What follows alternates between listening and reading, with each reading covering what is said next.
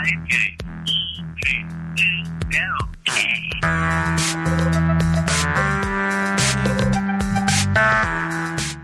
is Bike Talk.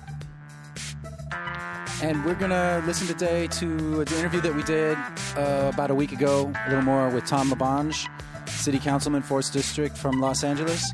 And then we're going to have an interview with Jim Brown from the California Bicycle Coalition and a guy named Ryan Jenkins who rode a tall bike 900 and something miles from Troy, New York to Toronto for a bike. So first we're going to go into the interview with Tom LaBonge.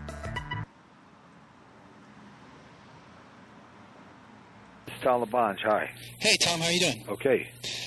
Thanks for calling today. You betcha. You just had an election. Congratulations. Thank you, Nick.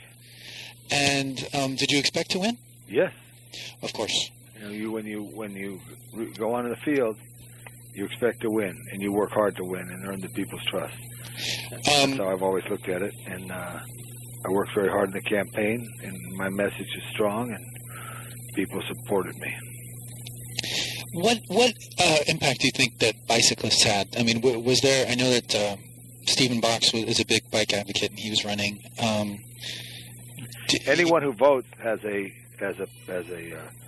stake in it, and that's the key. So if people participate, that's the key to being engaged in an election. Absolutely. And so you're kind of a bike advocate yourself. Correct. And so could you give a couple of examples? I know you got the 4th Street. Over the years, I've been a cyclist. I'm a daily hiker in Griffith Park. You'll catch me walking in Griffith Park any morning between 6 and 7, almost every single day in the year. But from time to time, I love to jump on a bike. During my 34-year tenure with the City of Los Angeles, I've been very engaged in a variety of bike issues to improve the opportunities. But only recently has there been the momentum to really improve, because my work dates back to when they did the first bikeway, which was the Forest Lawn extension of the Griffith Park North Bikeway in between Barham and Zoo Drive. The Los Angeles River Bikeway was instrumental in pushing. The Los Angeles River Bike Bridge, the Alex Baum Bridge at Los Feliz, was key to that. These bikeways along the river is something I've always advocated for and pushed. And then recently, with the 4th Street Bikeway, we're looking at a variety of other streets for road diets, including parts of 6th Street between Fairfax and Highland, Fairfax and La Brea, looking at Oxford and New Hampshire's north-south bike streets, bike boulevards, if you will. Looking to extend the Chandler Bikeway west from its stop at Cahuenga, and Fountain Avenue with the City of West Hollywood. There's a variety that we're looking at to try to put together the city. Does Ciclavia have anything to do with the success of these? Oh, I think Ciclavia has a lot of celebration for all of what's good about Los Angeles. Whether it's the marathon when people run through the street or close the streets for the bikes, I think it's real important. So, do you think though that when are we going to get a way to get from the east side to the west side on bikes? Was totally. What's the east side to you? Well, let's say East LA, the other side of downtown, or just downtown. Right. Basically, you have competing interests now on 1st Street with the extension of the Gold Line, which is challenging. Then you go over to 4th Street, which is a mixed flow street, which is challenging.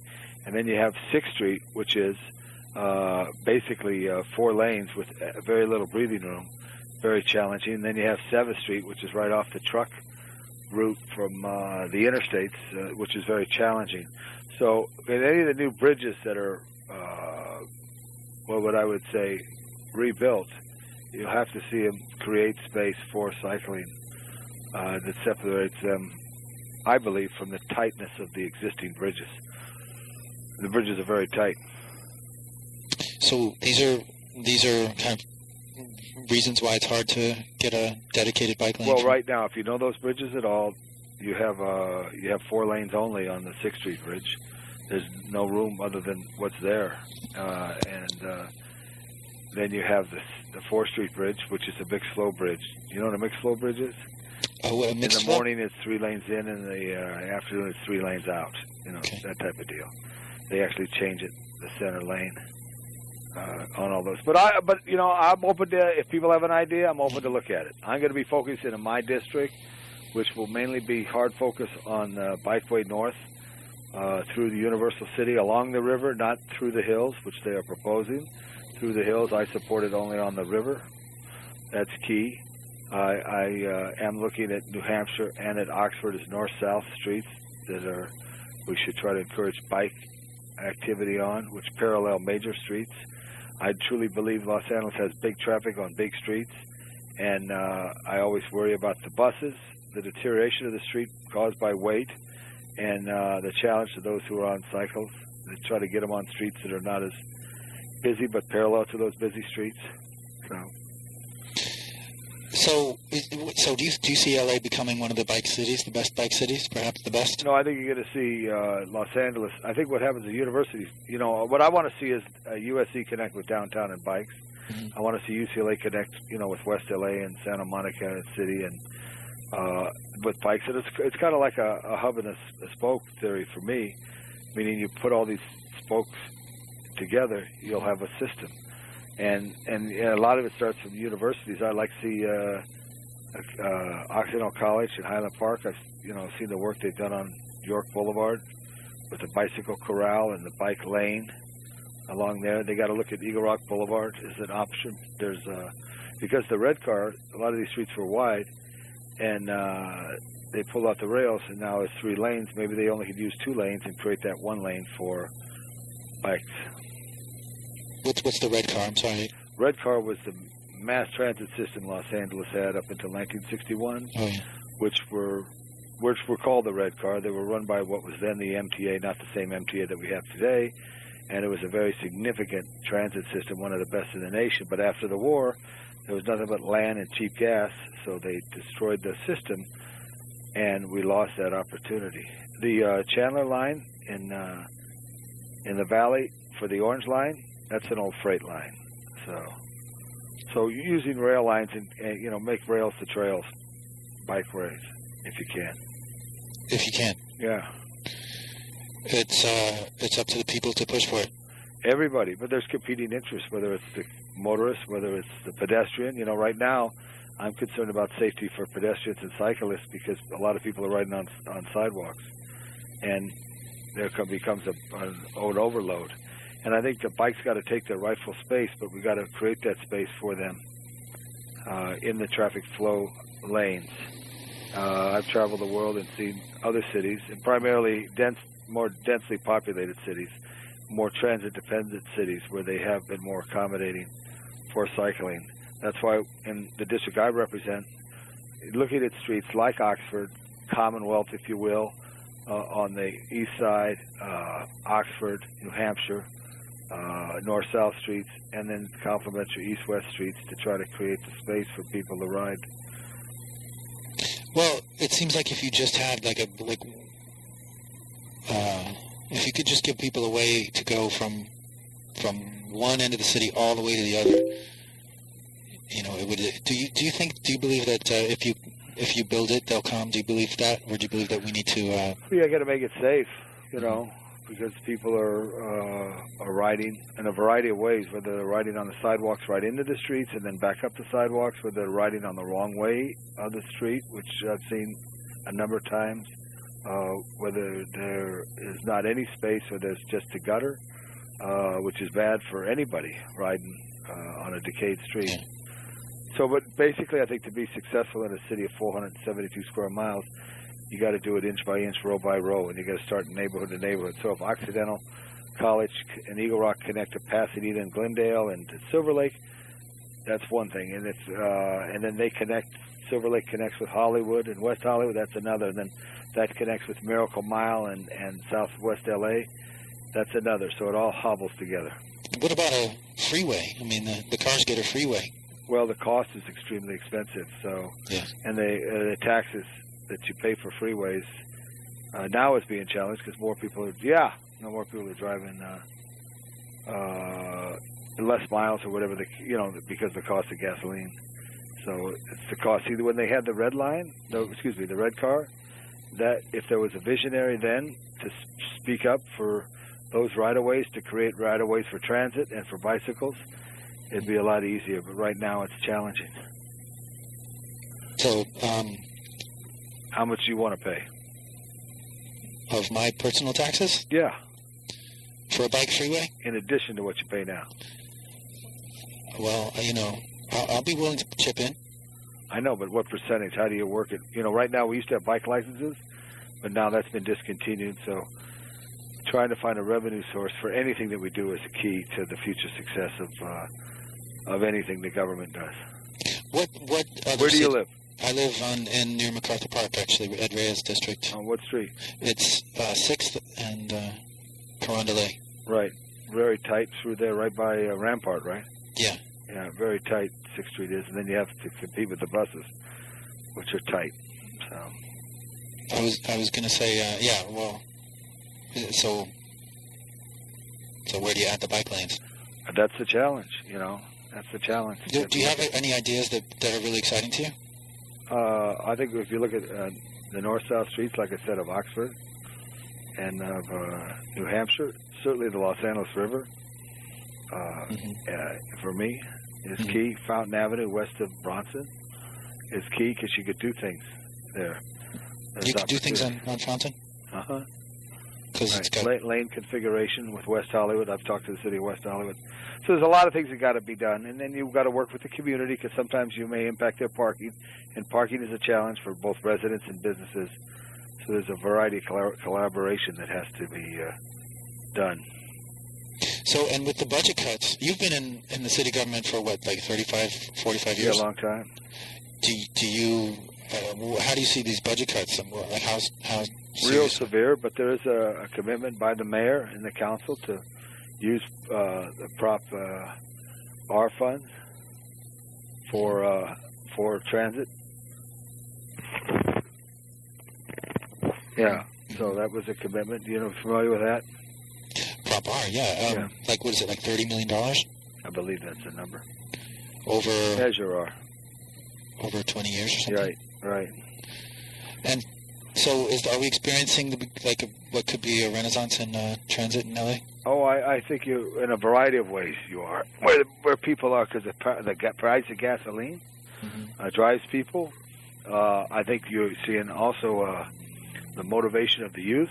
Instead of getting an old 57 Chevy, which was what in my time, I'm 57, so I can say that.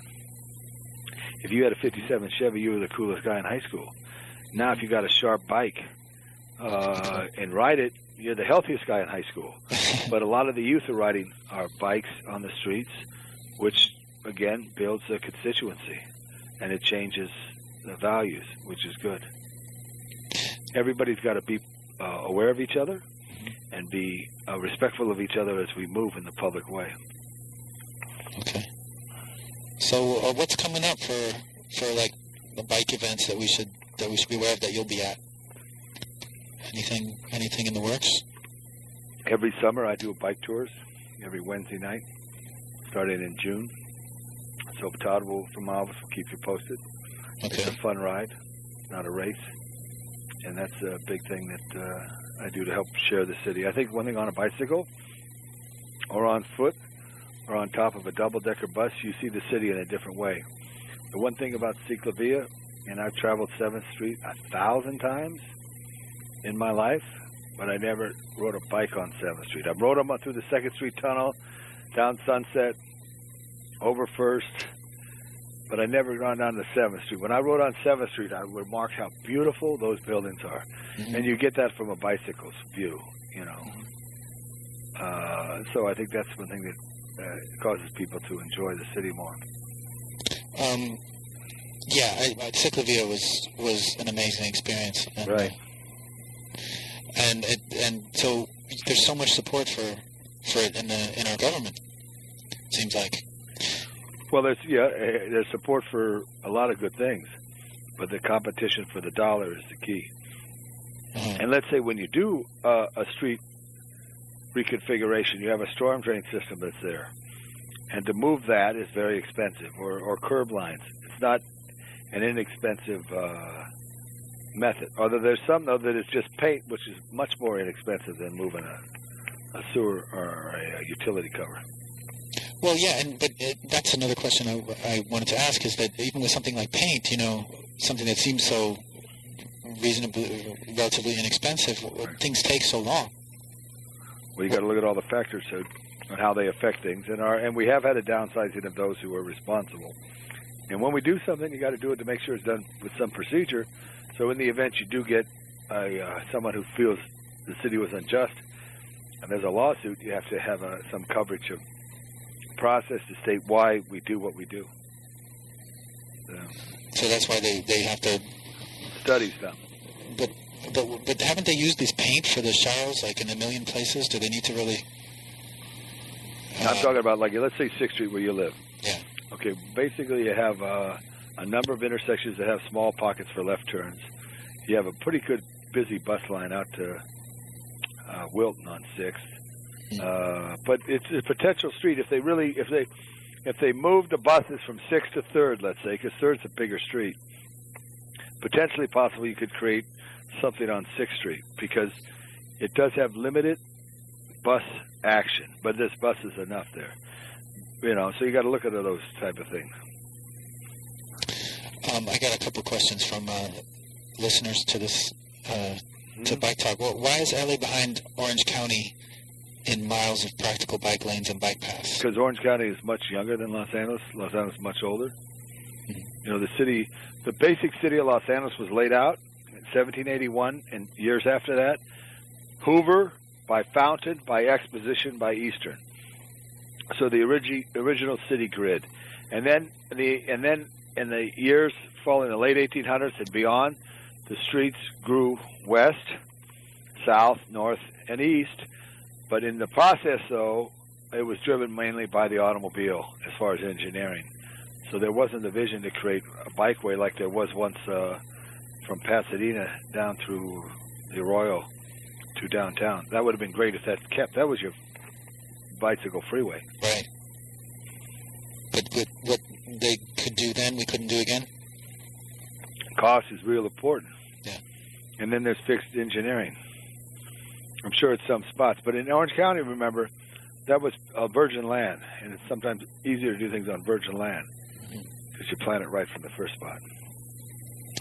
What about the bike equestrian controversy in Griffith Park? Have you still... Absolutely, yeah. Bikes do not belong on the dirt trails in Griffith Park. Those are for the equestrians. There's 56 miles of equestrian trails, and the horses are an important component to nature. And also on those same trails, people walk, run, walk their dogs.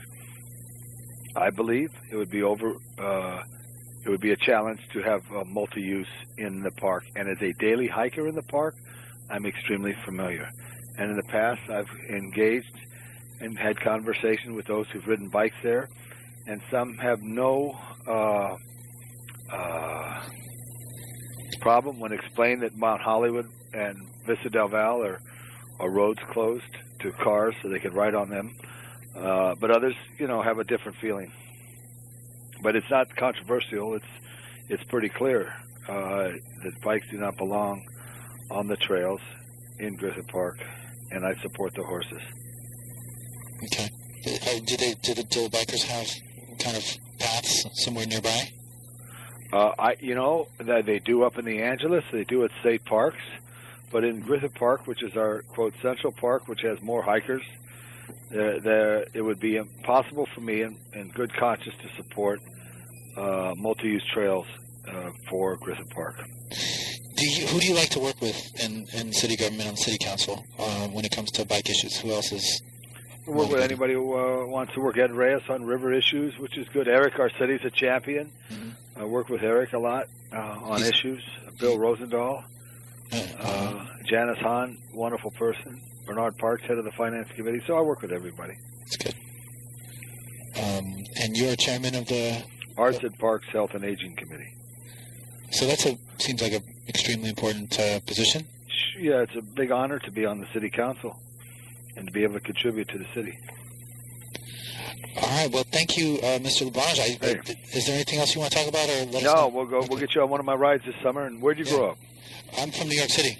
Yeah, so New York has been able to do a lot of things special. And those big wide boulevards that run north and south help. Or the avenues. The avenues are north and south, right? Yeah, that's right. 6th Avenue and 3rd Avenue, all that stuff. Well, maybe good. How do you like L.A.? Well, L.A. is beautiful. Mm-hmm. Yeah, I love it. Good. I'm glad you like it. We'll meet again sometime. Okay. Thanks, Todd. We'll be in touch. Okay. Okay. Thank you. Bye-bye. Bye.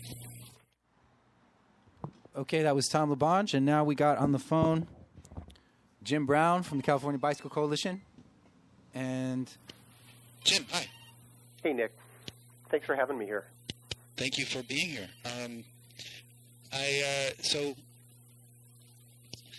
So we got you on the phone today about Senate Bill 910. What do you call it? Well, we've been calling it the Safe Passing Bill. Other states call these 3-foot passing bills. It's kind of the generic term for them. I'm sorry, the what? 3-foot passing bills. It's kind of the generic term for them. Most of these kinds of bills would impose a 3-foot passing distance for motorists when they pass bicyclists from behind. What's the rule now? It's kind of vague, right? The rule simply says that one vehicle overtaking another vehicle must do so at a safe distance. But there's no definition of what safe is. And if you've ever ridden a bicycle, you know that bicyclists and motorists have a wildly different idea of what a safe passing distance is. Right. Like for a car, it could be an inch. It could be an inch, and, I think it has a lot to do with the consequences of colliding because, a 10-mile-an-hour fender bender between two cars is not an injury event. It's not even necessarily that expensive or damaging, but the same collision between a car and a bike can be deadly. Passing from behind collisions are fairly uncommon with bicycling, but they're the most deadly form of collision. They're the leading cause of deaths among bicyclists. Mm-hmm. Passing from behind. So this bill would, I'm just wondering, well, first of all, if you could describe the full, purview of the bill. The bill amends the vehicle code section that talks about safe passing, and it specifies that when the vehicle being passed is a bicycle, the vehicle doing the passing, in this case the motor vehicle, has to give at least 3 feet of clearance to the bicycle. And so it specifically relates to passing from behind situations. And there's some. It also authorizes motorists to cross the double yellow center line if that's what's needed in order to give a bicyclist enough space. Currently, crossing the double yellow line is not legal, and this would allow for that. So, and then the bill also includes some penalties for violating the law. So there's a pretty stiff fine connected with any violation of the law that results in an injury. The fine for a non-injury violation is the same as for unsafe passing, which is kind of the generic violation on the books right now. Would the fine for violating the 3-foot rule would be the same as for unsafe passing? For unsafe passing, but if it involves an injury, if the unsafe passing results in the injury of a bicyclist, then the base fine is $220, which is, when you add in court costs and other fees, is about $960. So it's a pretty stiff fine. But the real thing here, I don't know, how much of a difference it's going to make in terms of enforcement. But I don't know. Maybe it will. But I'm guessing that the real change that's going to happen is because of just the legal way of thinking about bike riders and rights. Well, the way I've been thinking about it is that, we have a definition of, we have speed limits as a way to define what is a safe speed under any condition. And so what we're really doing is we're defining what safe passing is when it involves a motor vehicle passing a bicyclist. So it's, in my mind, it's on that level of difference. Now, obviously, the police are not out there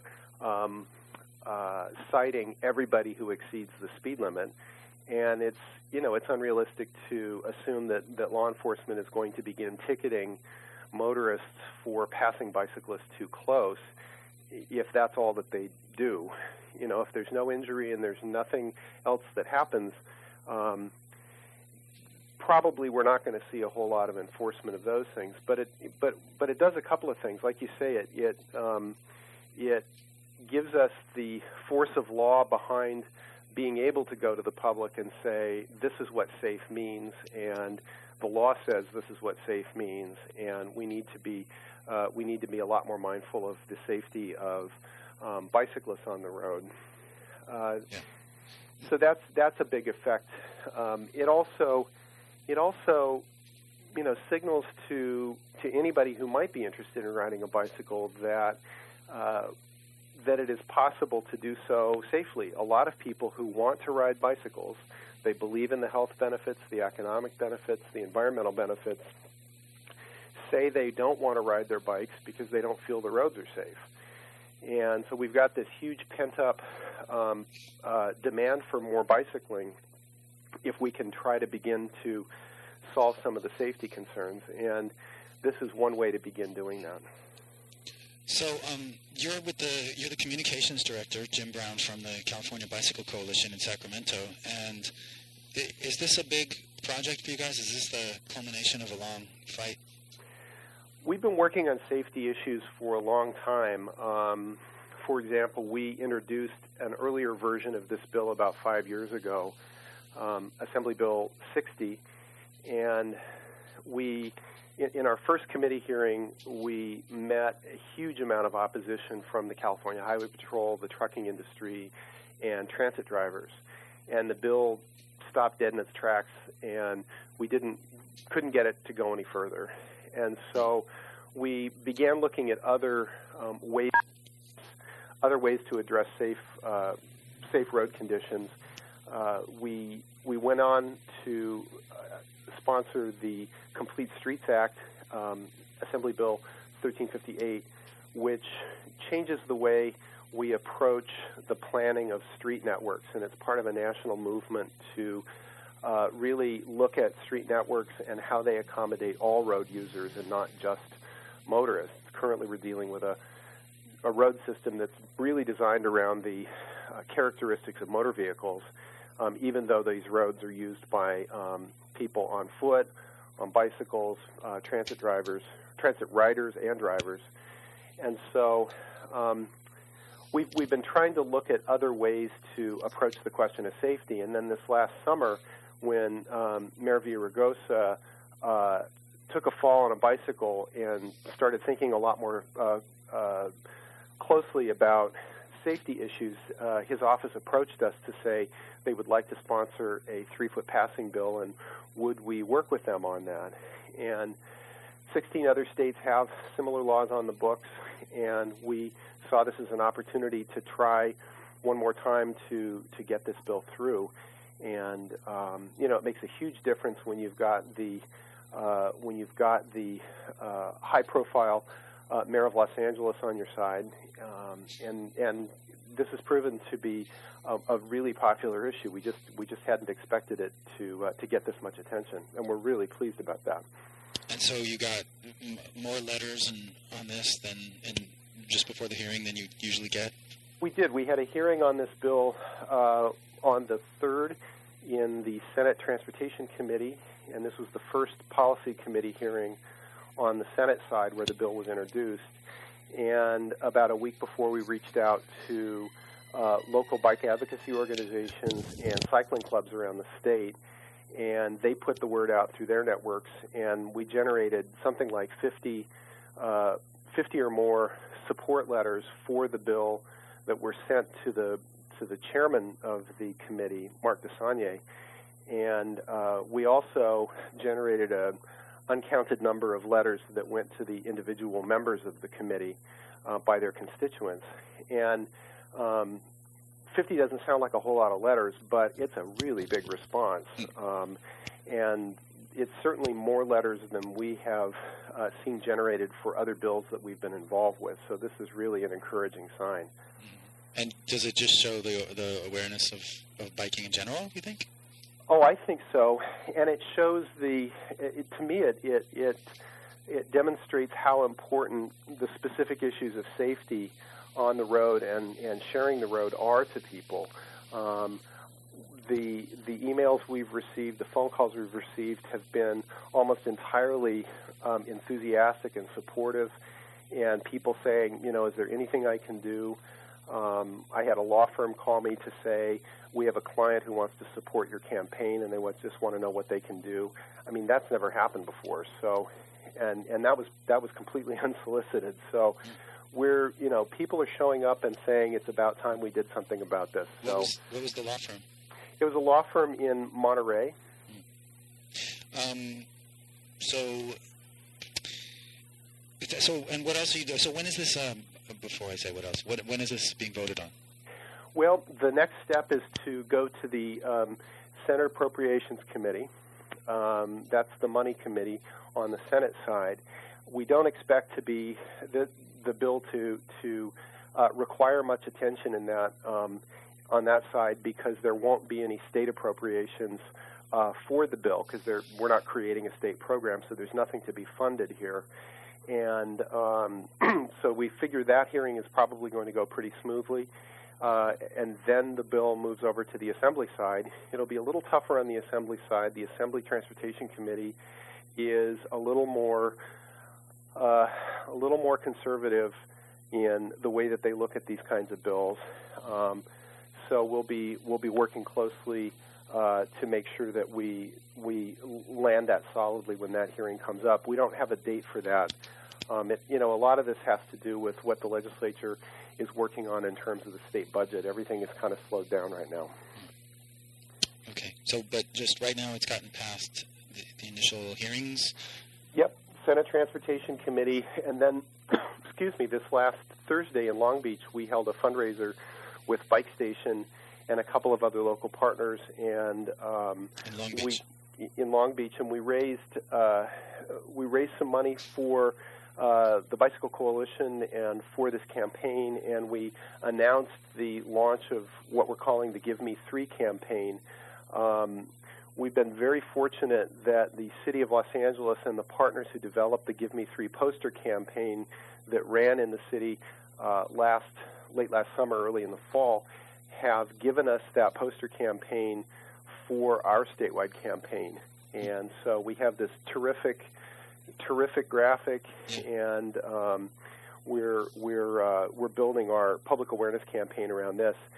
The other thing we're thinking about is that when this bill is passed, we've got a whole lot of work to do to educate people. So we're really trying to start early to build awareness on this issue. So it's amazing what can happen from one fall off a bike by the mayor. It certainly is. I'm sorry that that's what it took, but we're really fortunate to have his interest and engagement on this. And everybody else that's involved. Absolutely. And there's something else, the 345. Do you want to mention that? Or? Yes, Assembly Bill 345 is more of a technical bill, and it simply says that Caltrans, when it forms an advisory committee on traffic control devices, which are signs, signals, and pavement markings, when they form such a committee, they need to include representatives of all roadway users. And what this is really aimed at is trying to open up the Caltrans process to allow for more of the kinds of innovative facilities that you're seeing in Long Beach. So, for example, there is a California Traffic Control Devices Committee which advises Caltrans. It's created by Caltrans, not through state law, and that's why our bill doesn't specifically talk about this committee, but talks more generally about Caltrans and the committees that it creates. And that's an interesting committee. They set state standards for traffic signs, signals, pavement markings such as bike lanes and crosswalks, and yet the only roadway users represented on that committee are 2 seats that are given to the California State Automobile Association and the Automobile Club of Southern California. And from what I understand, those representatives rarely attend the meetings. Otherwise, there are no roadway users actually represented on this committee. And the reason that matters is that innovative facilities such as bike boxes and buffered bike lanes are considered traffic control devices. And it's that committee that grants requests for experimentation from communities who want to try out these facilities. The requests for experimentation are not required by law, but a lot of communities want to do this, go through this process because it ensures that they are being careful. It demonstrates that they're being careful on how they do it, and they have some official purview. So when you have a committee like the Traffic Control Devices Committee that doesn't represent anybody but motorists, looking at things like requests to experiment on bike lanes, a lot of communities are simply discouraged about trying out these facilities. So we see this reform as the first step towards opening up Caltrans' process to support innovative facilities like the kind you're seeing in places like Long Beach. Innovative facilities like? Well, like green lanes, like right. Buffered bike lanes, those kinds of facilities. Yeah, like how? I mean, you're saying that this bill would make it require all road users to be on any committee, Caltrans committee, having to do with the traffic control. Yes. And it's just amazing to think that that wasn't already the case, and that they were in charge of making, what could have been bike friendly. What do you call it? Traffic control devices. Oh, it is. It's absolutely surprising. And, there's been quite a struggle going on over the last 3 or 4 years to try to get more bicyclist input into some of these decisions. And we've benefited from the efforts of Christine Kehoe from San Diego, who helped us make an arrangement with Caltrans so that when an issue before the Traffic Control Devices Committee involved bicyclists, they were to notify the California Bicycle Advisory Committee, which is another advisory committee within Caltrans, and a member of CBAC could participate in the committee's discussion as an ex officio member. But there have been some problems with prior notification, and it's an imperfect solution. It's much better than we've had, but it raises the real question. If this is the California Department of Transportation, why aren't they accommodating all forms of transportation? And this is just a glaring example of where they fall short. I got my co-DJ here named Chicken Litter, and he would like to ask you a question about the Amgen tour, if that's okay. Oh, absolutely. Here you go. Hey, Jim, I'm just wondering how things like these big races, like the Amgen race, actually translate into getting some sort of visibility to everyday bike riders that don't necessarily use their bike for recreational or racing purposes, but use it for basic transportation. It sounds like, does that really translate? Have you noticed that in any of your studies?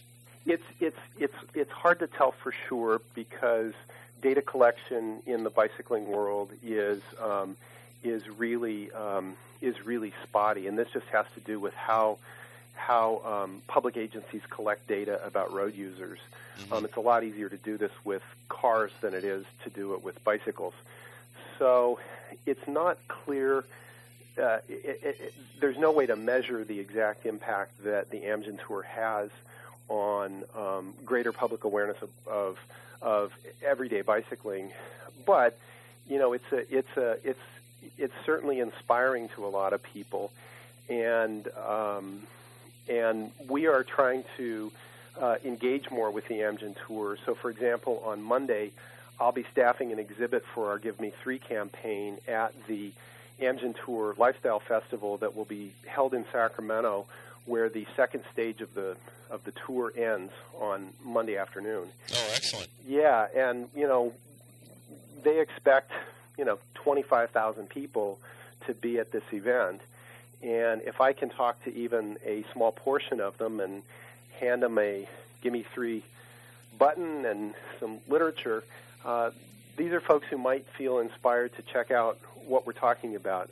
I think people innately care about being safe.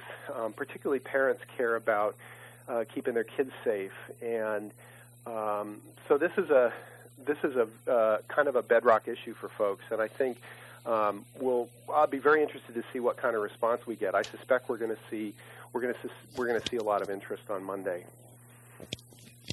Okay, wait, I think actually, here, you had a follow-up. Sure. Well, it's funny because we see all this visibility during Bike Week. I'm just wondering if, with that mind of safety, I know that Friday is going to be Bike to School Week here in Los Angeles, and I'm thinking it's city, statewide, right? I'm not sure about Bike to School Day on Friday statewide. It could well be. A lot of the National Bike Month activities kind of happen all over the calendar, and communities do it in different weeks of the month of May. Uh-huh. And your question about that?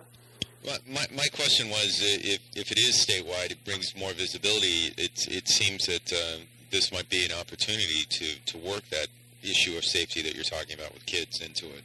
Absolutely. I mean, we're, one of the consequences of SB 910 has been we're getting more media attention. I mean, I'm talking to you guys today, and we haven't done that before.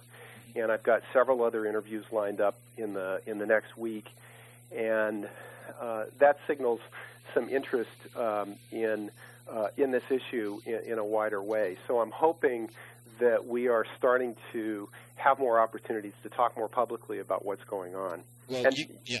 Go ahead. Well, no, you go. I was just going to have a kind of a closing kind of a thing. Sure. I was just going to say that feel free to call us all the time, because we'd love to have more news from you guys. Well, I really appreciate the opportunity and the invitation. This has been great, and I would love to keep you informed about how this is going. It's pretty exciting to see what's happening, and I want to make the most of this. Yeah, and definitely keep us apprised of every little development. Yeah, your interest is huge. I mean, this makes such a difference. We're on the leading edge of something big, I think, and this is a great place to be. So I really appreciate the invitation today. Wow, thanks a lot, Jim. All right, take care, Nick. Okay, take care, you too. Bye. That was Jim Brown, Communications Director for the California Bicycle Coalition. Wow, quite an intuitive kind of individual there. It seems that the CBC all over not only the state but including in our own backyard is sort of stepping up to the task of not only getting more riders out there and making them aware, but making them safe while they do ride. Yeah, I mean, we've never. I only ever thought of the LA CBC. I never think about the big one. Yeah, me too. In Sacramento. But that was Jim Brown, Communications Director. And before that, we heard the Tom LaBonge interview on everything about bikes in LA. Uh-huh. So that was pretty cool. Tom coincidentally, was last year's Golden Spoke, and the only reason I bring it up is everybody's going, what's a Golden Spoke? It's not some sort of like being born with a spoon in your... Where was that from? We're looking at a picture of you on Facebook. On our somebody Facebooked me. Can I unfriend that person now? I needed a better... No, I'm just kidding. But no, the Golden Spoke is not like some rich kid thing where you're born with a golden spoke in your mouth. Yeah. Though that would be kind of a cool-ass kind of... Not only with piercing and stuff, but... like a golden spoke through your lip? Right, but I like to believe also... He actually was going to call in, the guy on the phone. He said he would call back. But anyway, as we do our on-camera, off-camera speaking to you, Tom was the recipient of the Golden Spoke, which was involved with the blessing of the bikes. Every year they make an attempt to find who was the most instrumental in making it... bike friendlier, and bikes is part of, I guess, a health issue and everything else. And last year it was Tom, and this year apparently Andy Likas, who does the the big Blessing of the Bikes / presentation over there at Good Samaritan that's happening this Tuesday at 8 in the morning. Is going to be giving the Golden Spoke. Should we break out the news? Should we be the first? Oh yeah, absolutely. Do you have some news? Via Ragosa is going to get it. Oh, lo and behold, isn't that insane? I didn't know that's what you're going to say. Well, Wow. that's who's getting it. He's getting the Golden Spoke a photo op Golden Spoke Award. It says here recipient, and apparently there's a long email that he's done. I know his PR person, or I hate PR because. You know, I can think of all the other things besides public relations that PR goes with, you know. Like what? We won't go there. Okay. But anyway, the Blessing of the Bikes, that's this Tuesday, the 17th of May, 8 a.m. to 9 p.m. And you're going, why are we mentioning this? Well, it's Bike Week. I'm not going that. You're not going to go to that? I mean, I'm not going, why are we mentioning this? I think I've would gone go to regardless. I'm going to try to get as many bike things under my belt. And so in a few minutes, we're going to have a calendar of all the bike events as you get on the phone. And, well, there's the phone. BikeTalk. Hey, this is Ryan. Ryan, thanks for calling. Yeah, no problem. Ryan, I'm here with my co-DJ, host here at Chicken Leather, and this is Ryan Jenkins, who rode a tall bike from Troy, New York to Bike in Toronto, which is how far? It was about 980 miles total. And it's a tall bike, so can you describe that?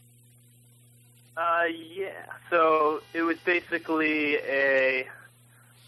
about a 56 centimeter road bike welded on top of another 56 centimeter road bike. So the seat was about 7.5 feet off the ground. And yeah, so I rode that there and back with a touring group of about 8 other people over 16 days. Who's your group? The group was a bunch of friends and us. We're called Detroit Bike Rescue. It's a nonprofit bike recycling and education program in Troy, New York.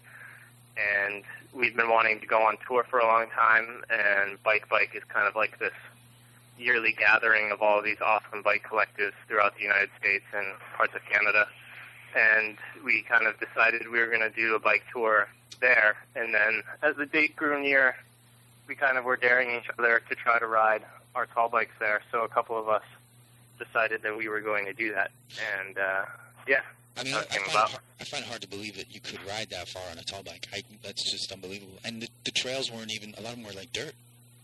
Yeah. Luckily, we kind of knew we were going to be riding on dirt most of the way because it was, in New York, they have this great canal trail that goes along the Hudson, basically almost all the way up to Canada. Right. And there's locks all along the way, which are pretty great camping sites for free. So we kind of knew we were getting into kind of outfitted our bikes with wider tires and stuff like that. But, once you get used to riding a tall bike, anybody who's ridden one a lot usually tells you it's just like riding another bike. There's just a couple things you got to start getting used to realize that it's different. But it's just as hard as riding a normal bike there. I feel like everyone else who did the whole trip also did just as crazy of a feat as I did, I guess. So if you can get into the whole, like, what's it like what's the difference? What do you have to get used to from riding a tall bike? The main thing touring-wise was the wind. The wind is like surprisingly a lot more of a challenge when you're 7 or 8 feet up. I mean, I guess that's kind of assumed, but I didn't expect it to be as difficult as it was. So when you're going into a headwind for a whole day at like 60 miles,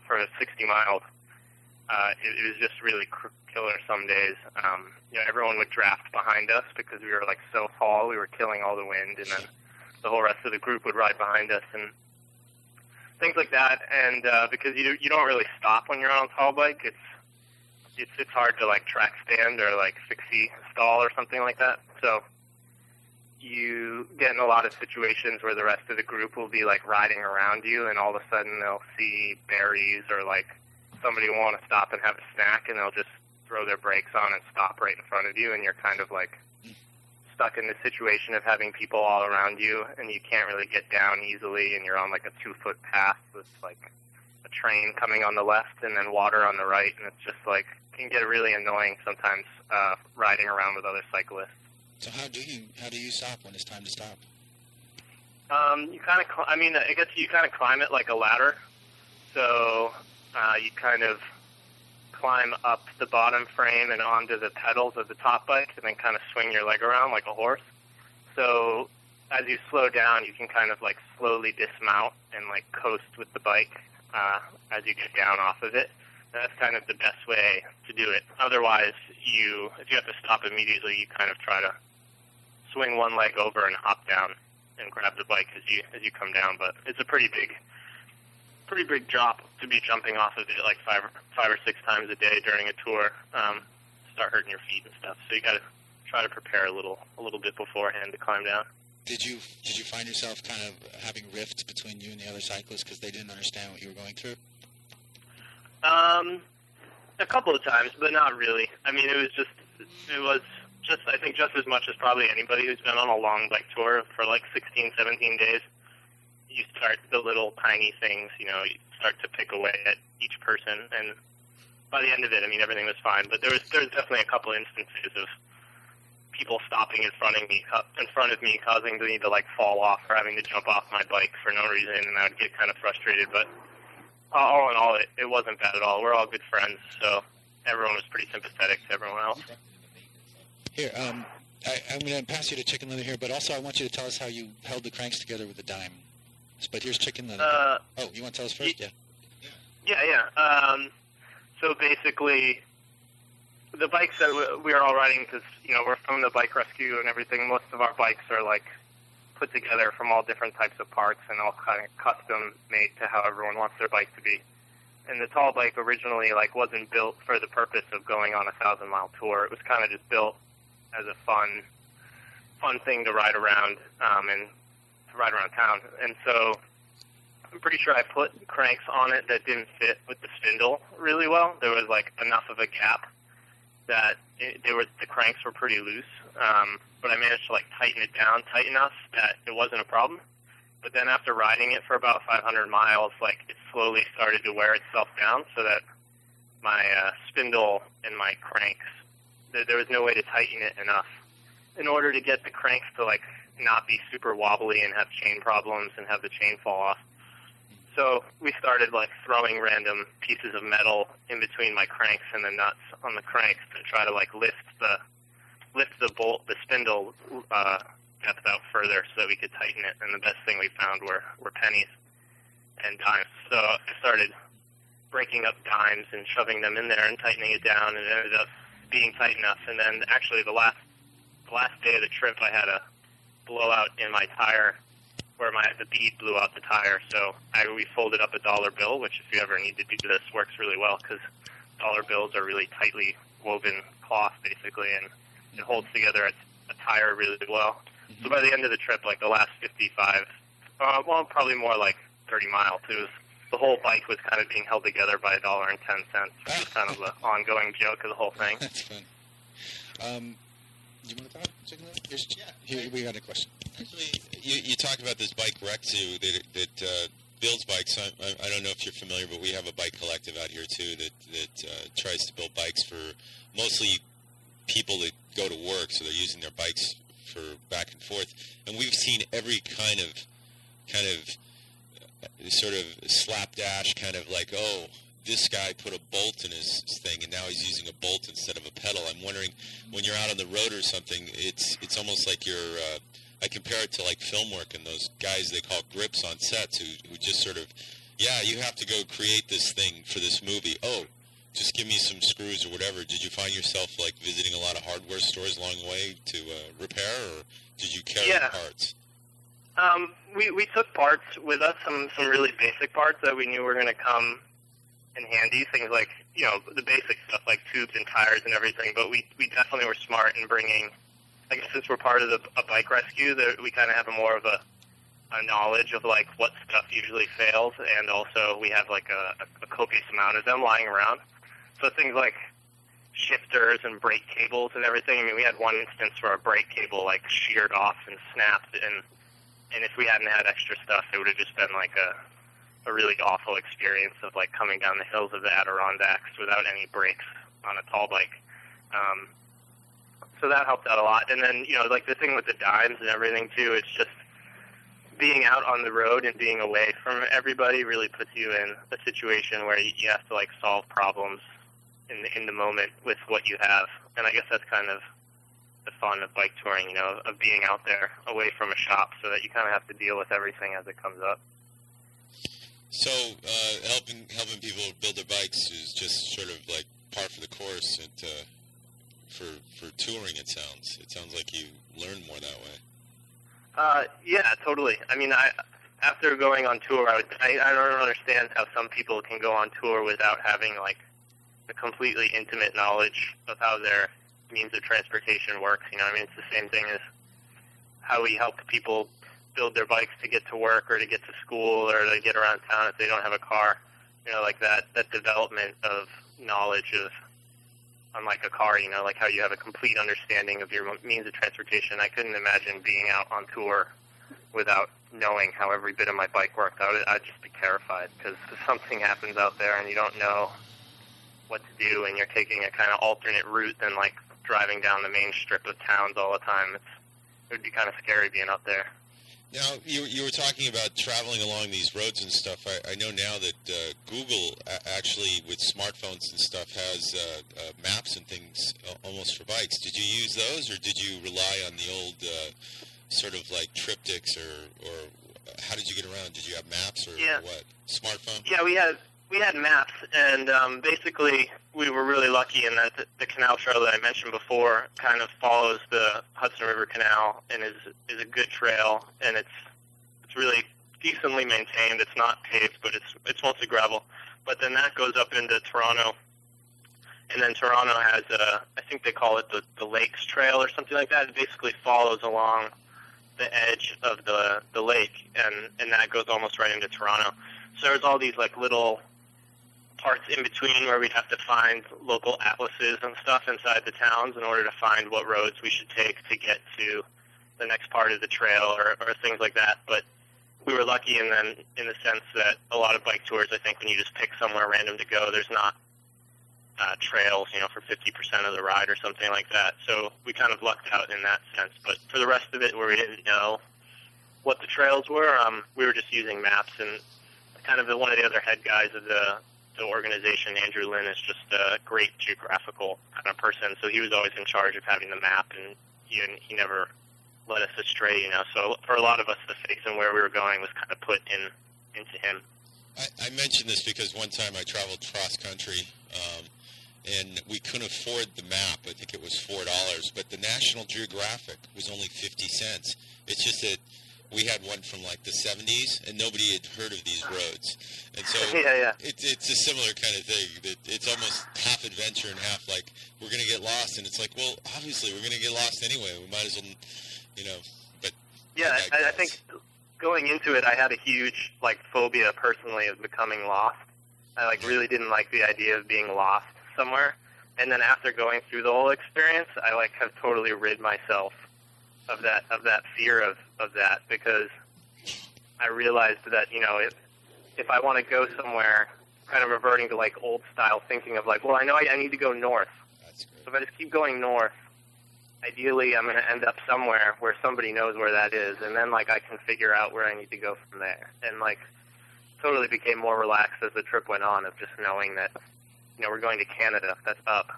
I just got to keep going up, and then eventually we'll figure things out as we go. So I'm going to hand the phone next to Nick, but while I do that, we've noticed here on your website that you're having a fundraiser. Why don't you plug that for a minute while I pass the phone back? Yeah. So May 28th, we are having a fundraiser for Troy Bike Rescue in Troy, New York, at this place called the Sanctuary for Independent Media, which is right down the road from our new building that we just purchased, which is a little bit more. I'll explain this really quick later. But the Sanctuary for Independent Media is just this great center for, radical media and local media, and really supporting people to have a voice in the community. And we're having an all-day fundraiser there with an adult bike rodeo, a kid bike rodeo, instructional lessons on fixing up bikes. There's a big art auction, and we're having a giant potluck food dinner to raise money. And it's our first fundraiser, really, that we've had in our 10-year existence, and it's kind of to celebrate our 10-year anniversary and the fact that we bought a kind of large warehouse-style building off of the town's foreclosure listing. Wow. And so we're in the process these next 2 weeks of moving our bike shop into here and building stuff. So if you hear any saws or nails in the background, that's what's going on. So you guys are thriving. Yeah, it's really exciting. Yeah. So Troy sounds like a good place to visit. Yeah, it's pretty cool. It's definitely a small town. It's the home of like Rensselaer Polytechnic Institute, which is the college that's here. But it's a great little town. It's got a definite little like radical vibe going on here, and it's in that crucial point where it's small enough that like anybody can really come here and do anything they want, and it's like really supported by the community. So I think it's a really, really great place. Hey, I just want to ask, how was Bike? It was awesome. It was a fantastic experience, really. It's cool to get to go to a place. I mean, Troy's awesome, but it's definitely not like the bike mecca of the world, you know, where you have all these other people that are pushing it hard, like for bike culture and bike life, and trying to like bring that mode of transportation to where it should be, considering the state of the world right now. And it was really great just to hang out with all those people, and everyone who put on the Bike Pirates in Toronto, who put it on, did a fantastic job. Everyone was super nice, and you know, it gave me a lot more motivation and hope for the way things are going to turn out, you know. Cool. Yeah. I wanted to ask too, what's a Bike Pirate? Bike Pirates is just another organization. So like we're Troy Bike Rescue, there's this place called Bike Pirates up in Toronto, where they have a really awesome bike shop that's much like, kind of like ours. It's an educational facility, and they take in old bikes and fix them up and everything. So they took on the whole caboodle of putting on the big event, and they did it really well. Okay. Well, thanks for calling in, Ryan. And we can see your video that you made of your tour. I posted it on my Facebook page. I don't know if it's on yours too, but so it's on. It's also it's up on the BikeTalk Facebook page. Yeah, I saw. And thanks for calling in. Oh, and I heard about you on the think tank list. Yeah, that's like kind of a think tank thing for a lot of different bike collectives, and a lot of people who are part of the annual Bike conference are all on there. So it's a great wealth of knowledge for people interested in developing a community bicycle shop or just being involved in their community bicycle related. How do you get on that list, or how do you get in touch? How do you with the whole? I think it's a Yahoo group. I'm not sure. If you Google it, you probably can find it. I've been on it for so long, I forget how I got on, to be honest. There's bicyclecollectives.org, possibly. Yeah. Okay. Yeah, try that out. Well, thanks a lot, Ryan, for being on the show. And, yeah, thanks a lot for having me. I checked out your guys' website. I think it's, you know, the whole radio station and the stuff you guys are doing is really rad. Oh, thanks a lot, and good luck, and keep up the good work. All right, cool. Thanks. All right, take care. See ya. Wow, that was pretty phenomenal. I know I want to visit Troy now. Me too. Maybe we could take a tall bike and leave it at the door, and they'd let the bike in, and then we could hide ourselves inside the tires or something. That was very good one. But anyway, it is Kill Radio, and while Nick starts to dial the next number, we had a chance, and I know that Street Blogs is going to be hosting a film night on Monday as part of the Bike Week. It's located somewhere, I think, near the Caltech campus there in Pasadena. But Streets Blog also had a benefit a while back, and they had a recipient, too, of their version of the Golden Spoke. They gave an award to a couple of organizations, and one of the people they gave it to was a guy, I think we know him. He used to be a DJ here at Kill Radio. That's right. Too Tall Jamal, a.k.a. Almond Joy. That's right. It's our own friend of everything, Don. And so we're going to hear from... I didn't know he was a DJ here. Don used to be a DJ here years ago. So bring up the middle one, and Don will tell us a little bit about. Even for like the bikes. even for a lot of like the advocates, you know, like those of us like doing kitchen like back in 2004, 2003, and stuff like that. This is summer though. Talking big about time, man. Breeze. Big time. Is that a message to the significant other? You know, things like that. We're gonna skip. It We're just gonna skip. happens, you know. It's all about bikes then. Safer. Oh, you're gonna get well soon, right? All right. I'll be in a minute. Here we go. This is how easy it is. Someone entering in, bringing beer.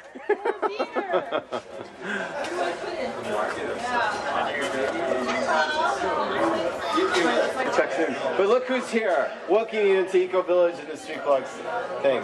What's new at the Eco Village? Well, what's new is what's happening here tonight, the fundraiser for LA Streets Blog, and there's at least 60 people that came, and Excellent. we're excited. 60 people Yes, that are that's spreading the word about. That's right, about making our city more pedestrian and bicycle friendly, and creating more and stronger advocacy for all things wonderful for LA.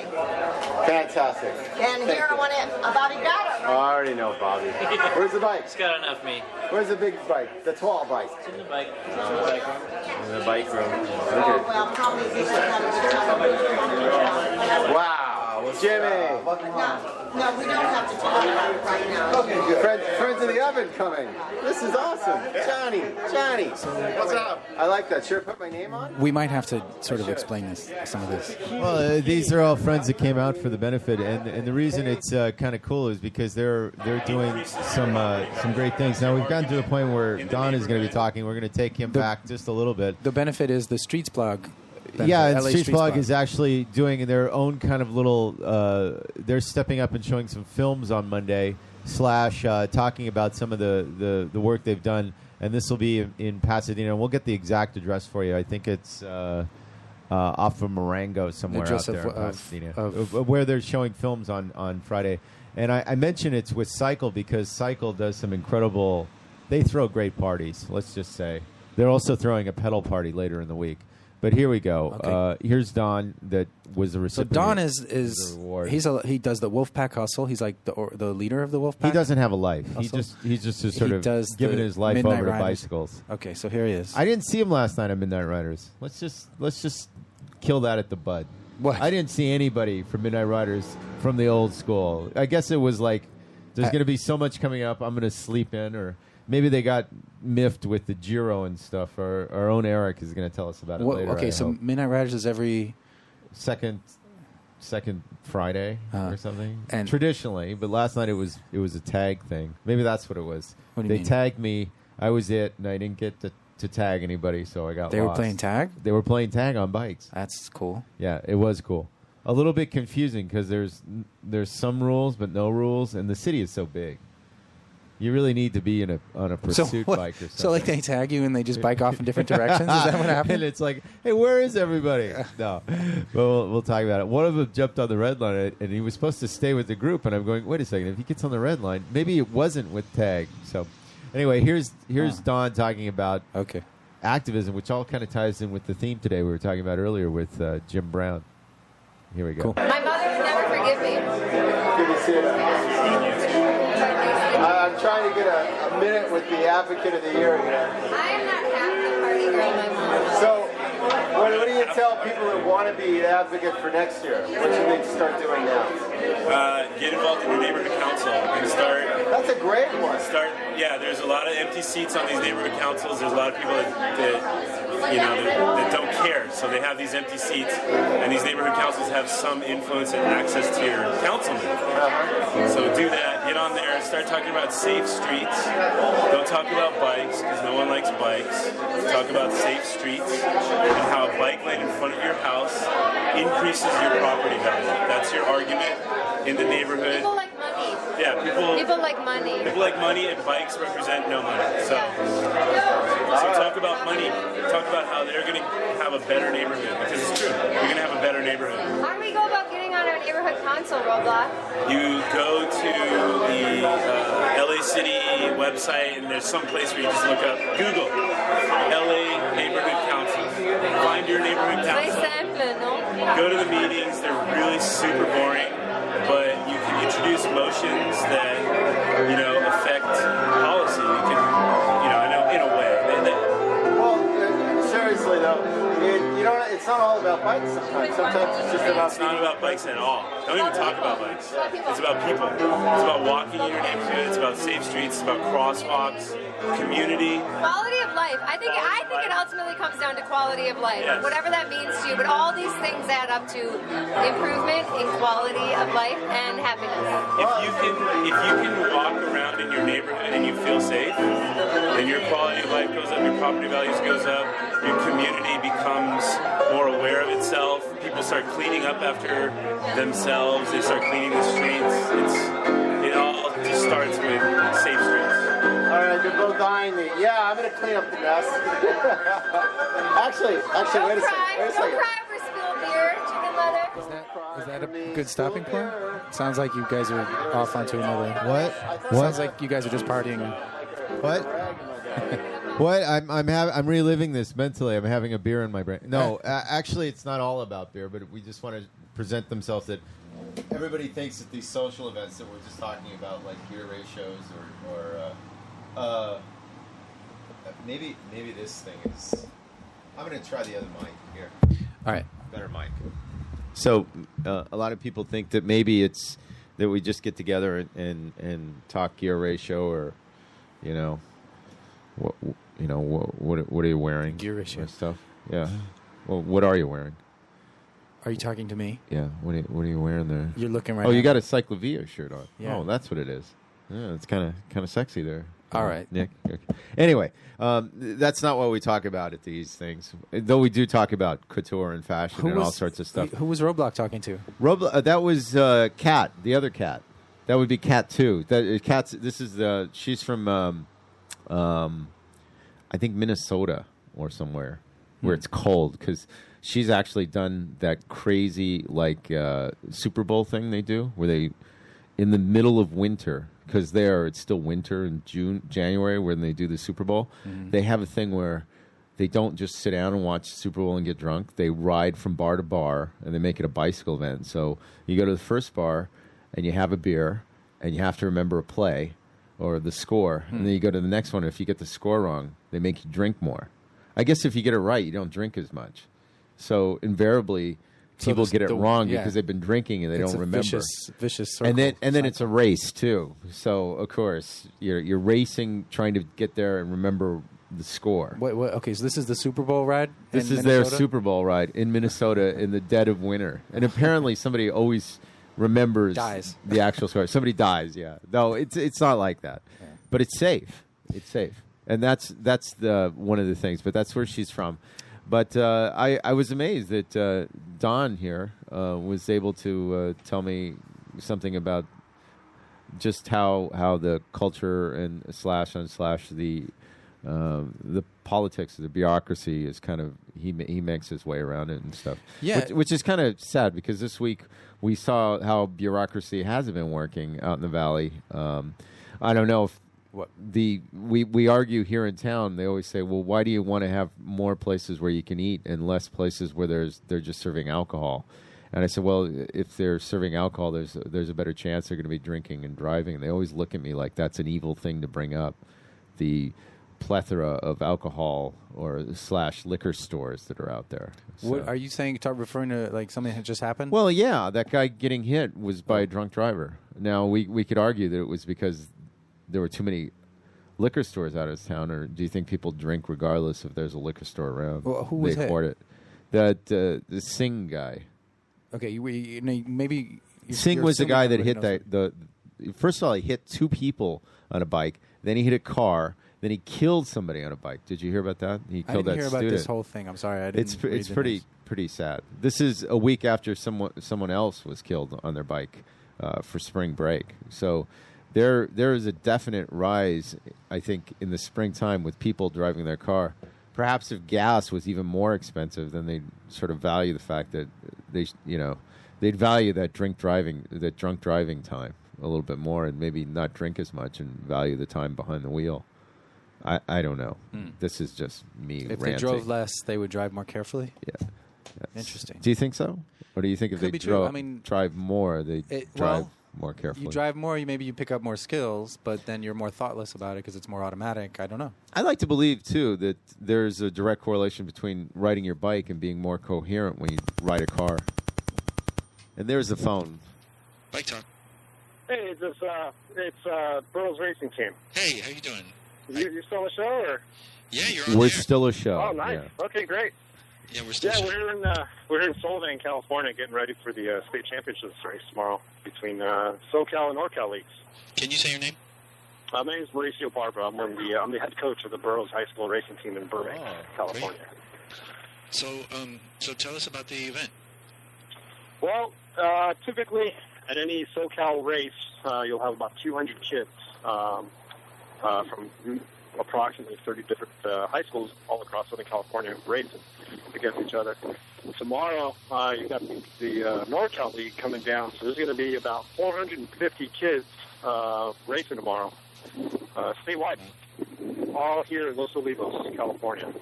Is it, what's the course like? The course is, it's a cross-country type course, green rolling hills, 6 miles per lap. I'd say about between 500 to 800 feet of climbing per each lap. You'll have the varsity riders doing 4 laps, so they'll be racing 24-mile races. Freshmen doing 12 miles. But very nice course, very nice. Very. It's held on a private mountain bike course here in Los Olivos, and it's going to be great. It's a private mountain bike course. Yeah, it's called the Stump Grinder Dirt Club. Huh. I think it's owned by Mike Hecker. Oh yeah, it's really great. I came out here last year at the race that was held last year, and it was it's an amazing course. So you're the coach of the. You guys have a mountain bike team. Yeah, I started my own team at John Burroughs High School in Burbank, and I've got about 10 kids on the team, and yeah, we're all up here, and everybody has to. Your team has to qualify for the state champs. It's there's a cutoff, and we qualified. It's our first time. It's our first year, and we had a great season. Congratulations! Congratulations! And thanks. So, what were some of the challenges in getting? Are they just so interested that they're passionate that their motivation took them there, or did you have to do like a stand and deliver type thing? No, well, when we started, we put it out to the school, and we got interest from the kids, and it was amazing how quickly they took to mountain biking and the sport of cycling as a whole. How do you fund it? What's that? How do you get the funding? It's all self-funded. It's either through sponsorships, donations, fundraising. We get no money from the school. We get it's all on our shoulders. Wow. So we've got some great sponsors come through, and who support youth cycling. Go ahead and mention a couple. So who are some sponsors? Jonathan Kay, owner of KO Clothing. That's KAYO Clothing. We've got SMP Fabworks out of Burbank. We've got a few doctors on board in the city of Burbank who are avid cyclists. We've got the Vanderborg Group, construction. We're slowly picking up steam here in the city. So how'd you get all those sponsors? Put out proposals to them. Say, hey, this is what's going on. It's a great cause. They happen to be cyclists already, most of our sponsors, and they were all over it. We're as time goes on, as we get out, as our name gets out there in the city, we're gathering more interest. We actually just volunteered at the city's Earth Day event. Our team went out there and tuned up close to 25 bikes for free for the community. They all came up and were excited to see that the team existed. And so they're already asking about next year. So what impact does it have on the school and the kids or the community? Well, it's a great impact because the kids are actually excited about it. So a lot of the kids didn't even know we had a team this year, and now they know. I think the school actually just broadcast one of our videos, one of the races we did, and it piqued the interest of a lot of other kids. So I think it's just going to get bigger next year.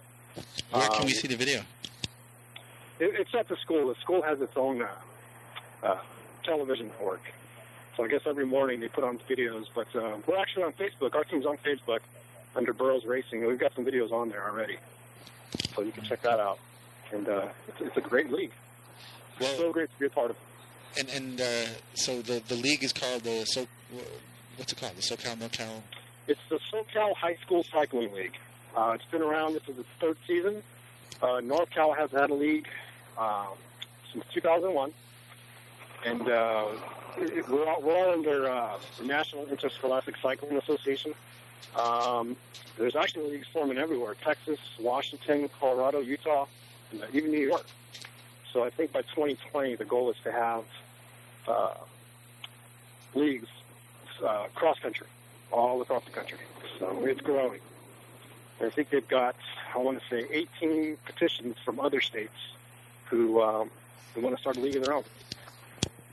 All right, so it's taken off. Oh yeah, big time. You can look at our league, SoCal League, at www.socaldirt.org. Okay, thanks so much, Mauricio. Oh, here, Chicken Leather has a question. Hey, this is Chicken Leather. I'm actually kind of new to mountain bike racing, but I did this thing with Paul from Atomic Cycles called the Coaster Brake Challenge. I'm wondering. Okay. You've heard of that, haven't you? They go out on mountain bike racing courses with just a coaster brake, like one of those What's Paul's last name? Della Vera. Paul Della Vera. I know him. Yeah. He's out. I do one of those 4130 BMX rides. Exactly. He's out there all the time. Yeah. Yeah. That's great. He's a knucklehead and stuff. The reason I mention it is I remember seeing one of your kids out there on one of these rides. Oh, really? Yeah. So maybe we'll see him again for coming up in the summer. Yeah, kids being kids, they're naturally they like the downhill stuff. Absolutely. But for some of them, it was actually a shock for them to realize that you actually have to ride up first and then go down. That's for cross country type stuff. Well, that's fantastic. Yeah. Well, good luck there. And as we know that not the week after you, they're doing the Amgen there. They're doing the time trials in Solvang. Yeah, we're actually here. We're in Solvang. We actually just talked to the co-chair of it. Talked to her about the race, the course. And they're out here cleaning up the streets, sweeping up the streets. And she was out here doing it herself. Yeah, and actually, everyone's excited. As we all know, Solvang is like the pit of California in terms of clean, right? Yeah, right. It's probably one of the nicest cities to be in. I remember just going there as a kid and going, wow, this is really amazing. How did it get this way? And they said, well, this is pretty much a copy of how it is in Europe. And I'm amazed. This city's actually, it's electric right now. We got a lot going on. You got a bunch of people here to race tomorrow and next week. It's going to be crazy here.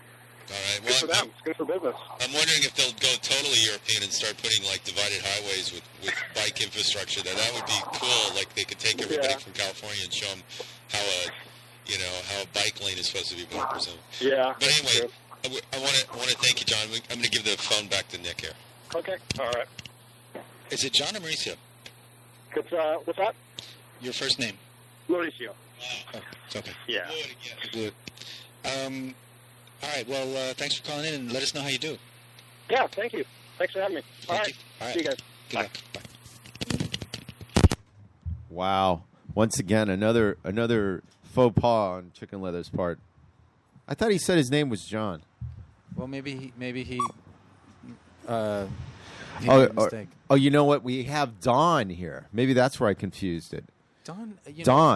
We were just talking about that. We just watched Don on TV, telling us about infrastructure and how people don't really want to hear about bikes because nobody wants to hear about bikes. They want to hear about money and how their property values go up if you get a bike lane in front of your house, right? Yeah. And getting involved in and your local city council, and lo and behold, through the magic of reality. Yeah, I don't know how he did that.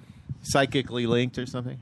Well, he was listening on the iPhone. He said he was. God, he's here now, and so we got him. No, this one's live. Here, talking to this one. How many aliases do you have? Just one. What, Almond Joy? Yeah, DJ Almond Joy. Yeah. You were a Kill Radio DJ? No. For about a week, I thought. You came to our meeting. I did, yeah. Actually, Yeah, you did. there was a point where I was really interested in flirting with the idea of flirting with the idea. And then he found out. I think we were fighting at that point with people, and so We were fighting for 10 years.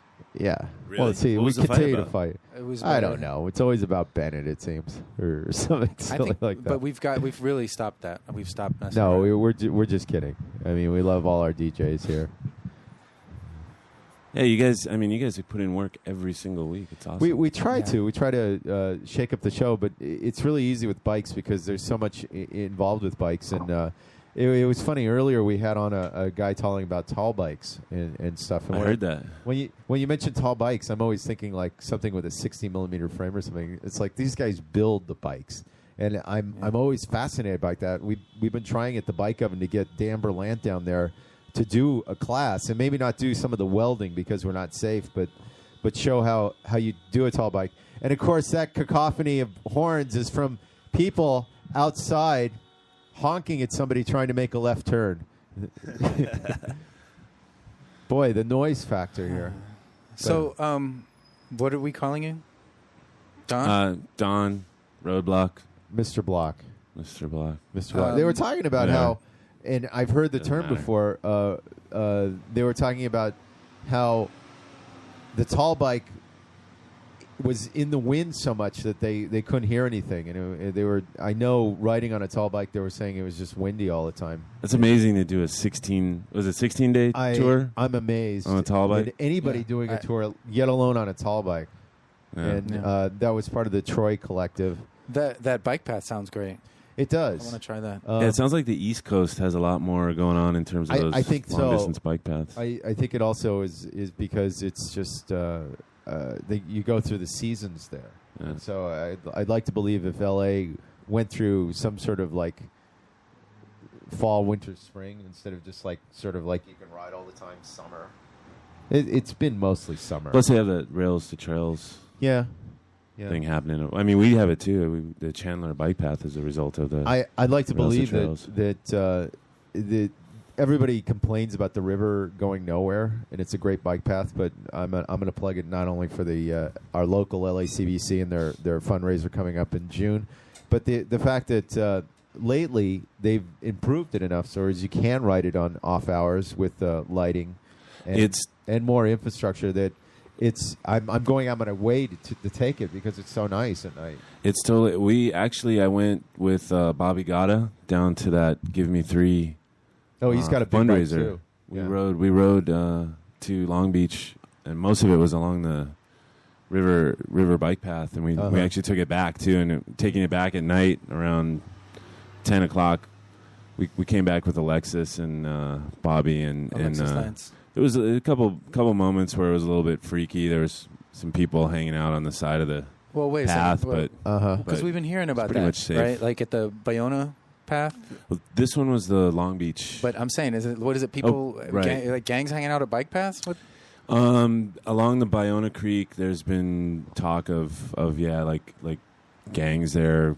What are they doing? They're stealing frogs or investing in. I think they hang out. Well, we need a flamingo. I don't Let's want go to say get one. I don't want to say necessarily it's gangs, but there's people that hang out under the bridges that Wise guy types, or I don't know. I mean, maybe more like vagrants or something. But but there, some people have complained that there's there's been like I think like from one story that I heard is that they'll throw their own bike into the path as somebody's coming, and the person will try to jack crash, their bike. and then they'll jack their bike or something. But I haven't felt that. But so it's like a safety issue too to maybe travel with people then.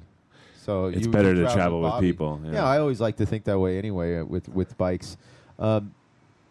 Nick, who you got? We can talk to Colin. Colin Bogart. Colin, I think, was going to do some sort of ride, and I was getting ready the video, but let's put him on live. Well, we got him on. Here he is. Okay. Colin. Is that chicken leather? Here he is, yeah. No. It's hard to you, hear you him. talk. It's hard to like hear him, yeah. Hi, Colin. Good morning. Hi. Say, Colin. How's it going? I'm doing okay. What are you doing for Bike Week? What's on Bike Week with you guys in Well, Glendale? we're actually doing Bike Month in Glendale.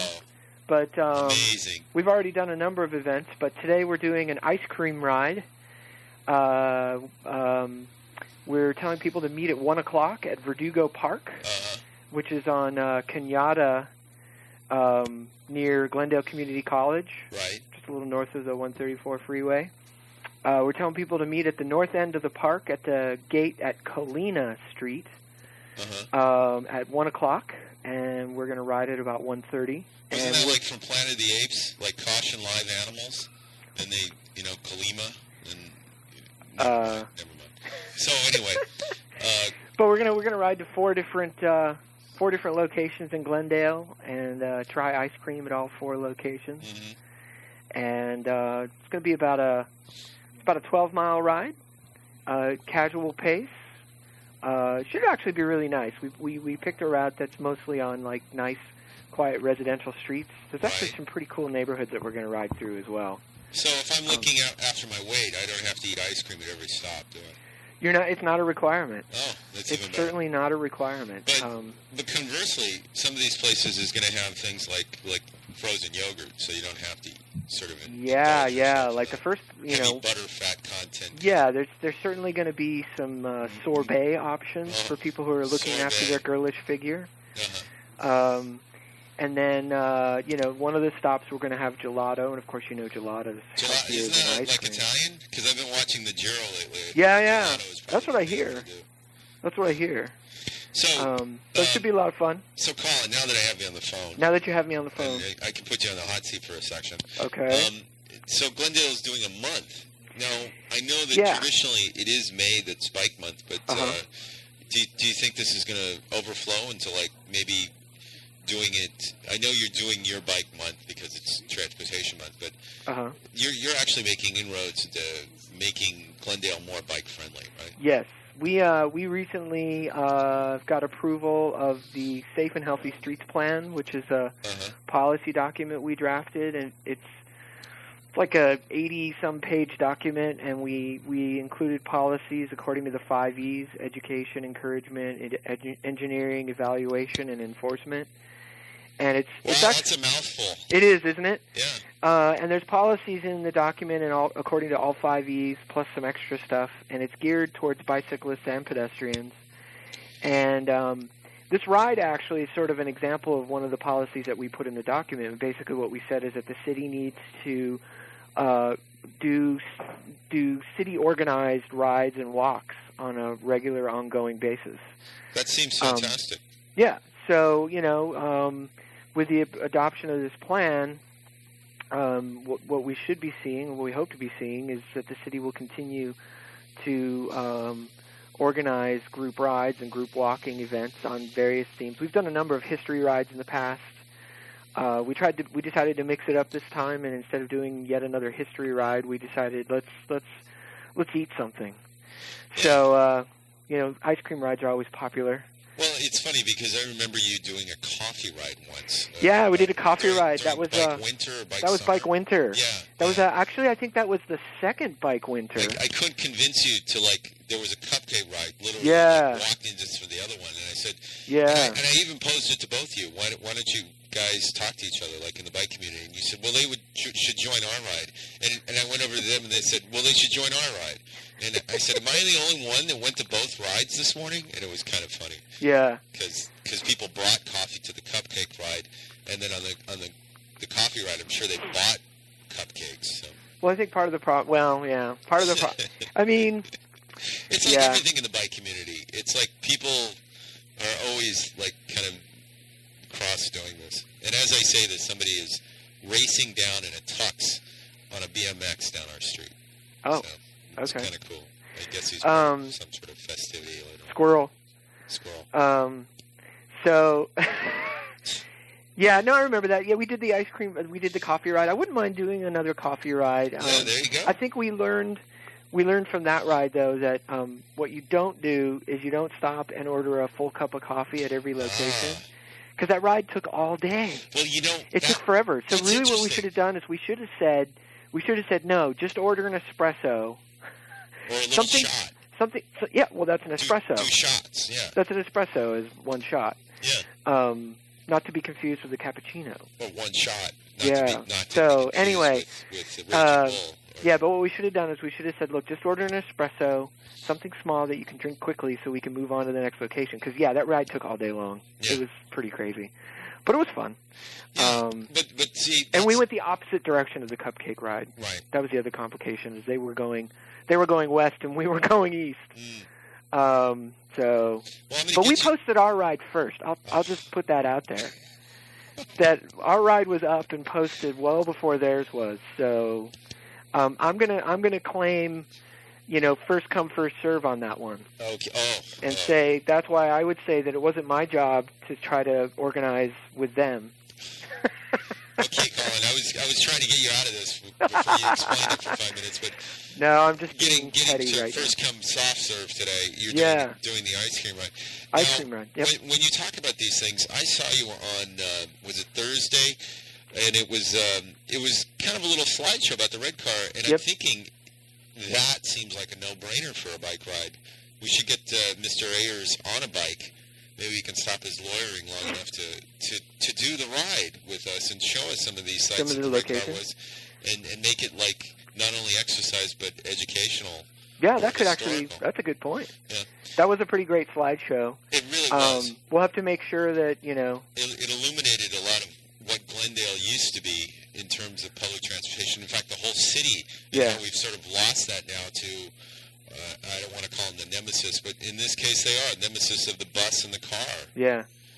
That was a pretty amazing, I thought the thing that was amazing about that slideshow is that even though it was focused, it was, the title was, Ride the Red Car to Glendale, and they did have plenty of photos of Glendale. He had a lot of pictures of the red car in the city of L.A. going through Atwater Village and Echo Park, past Echo Park Lake, and over by the Beverly Boulevard Viaduct, and that's all locations that all cyclists in the area recognize. So much. I know you and I were like looking at each other like, wow. Wow, this is what our neighborhood used to be. I know, it's pretty amazing. Like, why isn't it like that today? Because lack of foresight. Yeah, exactly. Or a lack of greed, or more greed than foresight. Yeah. But having said that, you're doing your ride, and we're going to try and. Yeah, we're doing the ride. Cut this, but I should repeat it real quick. It's 1:00 today at Verdugo Park in Glendale, and Verdugo Park, specifically at the Colina Gate, which is at the north end of Verdugo Park. Right. Basically, if you go to the intersection of Cañada Boulevard and Colina, and then turn left onto Colina, you'll find us there. We'll meet at 1, ride at 1:30. It's about a 12-mile ride. We're expecting it to go roughly from like 1:30 to about 4:00, something like that. Totally casual pace. The ride's free, but you got to bring money for ice cream. Each person's going to be, it's up to them to purchase their ice cream. We do recommend cash. Because if we're a large enough group, I don't know how many people are coming, but if we're a big enough group, it takes a lot longer for each shop to process a bunch of credit card transactions. Gold ducats, right? Yeah, well, I think gold ducats, how do you make change on a gold ducat? Doubloons. Actually, we were wondering here. What were you wondering? Roadblock was wondering if you posted it on Midnight Riders. That usually increases your, let's just say, people flow. You know what? I spaced it on that one. Oh, maybe we'll do it for you here. I appreciate that. 15 minutes or do a link. Yeah, anyway, I totally. Anything else we should be aware of in Glendale coming up for Bike Week? Well, Glendale, the rest of Bike Month. Bike Month, of course, Thursday next week is Bike to Work Day. We have 7 Bike to Work Day pit stops in Glendale. Wow. Yeah. 2 of them are city-sponsored. Sorry? Tour-day pit stop. Yeah. So we're going to have 7 pit stops. One of the things that we're doing is through a donation that we received, we're going to raffle off a new bike. If you stop at one of the Glendale pit stops and you fill out a Bike to Work Day survey, you'll be entered in the raffle. And we're giving away, it's a Diamondback Outlook mountain bike, men's model, 18-inch size. We're going to give that away. So that's cool. Sorry? No, I'm giving you crap because you're saying everything about this bike. Yeah. How many spokes? I don't know. Spokes? 16 spokes?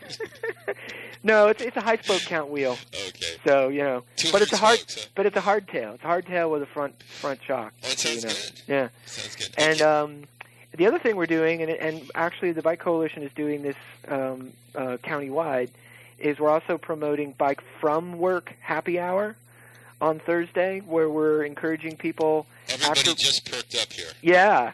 After work, you're encouraged to ride to one of the designated locations and join your fellow Bike to Work Day cyclists for a brew. And all the locations are going to be posted, I believe, on the Bike Coalition's website or the Bike Coalition blog, one of the two. For the city of Glendale, we're doing it at a place called Tavern on Brand, which is on Brand Boulevard near the Alex Theater.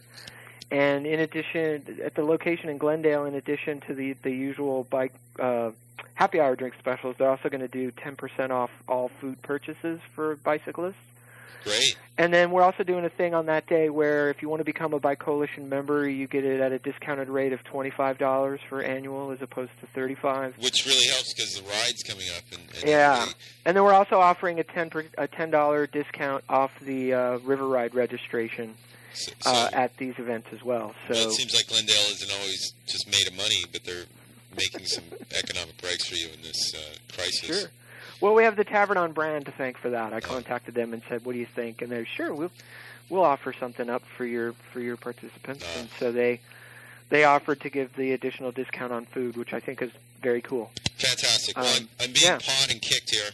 We're going to end this right now and get back to our guests in the studios. Thank you, Colin, and we're going to try and catch you on the ride today. Great. And we want to remind you, if you can't catch a ride, you can always check out your website.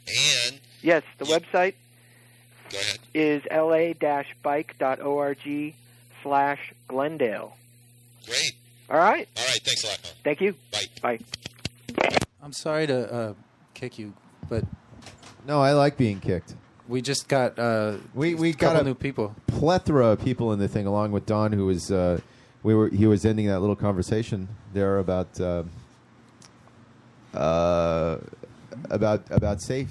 safety about the Long Beach bike path. Yeah. And the Ballona Creek. They need to connect it all, and the Universal Studios needs to move all their crap off the public. Well, it's right funny away. because Universal is its own little independent kind of city, and that brings to mind how we should maybe have all the little cities help out and not make it just Bike Week in Los Angeles or Los Angeles County, but Santa Monica could jump in. We're seeing Glendale make their little appeal. Long Beach and the mayor did a ride, I think, today that's benefiting not only the hospitals, but Charlie Gandy kind of emailed me and told me about all the other things that are going on for their Bike Week. And as I say this, Pasadena has their own version. We were mentioning Streets Blog coming out and supporting not only with their benefits and you're getting this their version of the Golden Spoke Award. Their mayor is going to come and ride on Tuesday night, so you can ride with their mayor and give them a little bit of attitude. I know somebody wanted to ask him about some of the tickets they were getting out there for silly things like, the cars would be on their cell phone, so it was a safety issue to avoid them. Yet they weren't pulling over the car for the cell phone; they were pulling over the rider that was sort of having to go into the other lane while it veered. And I'm wondering if you really should be responsible for trying to do something illegal as a method to save you. Anyway, I said, you know what? I'm on your side, but come out to the ride and try to get the mayor on your side too.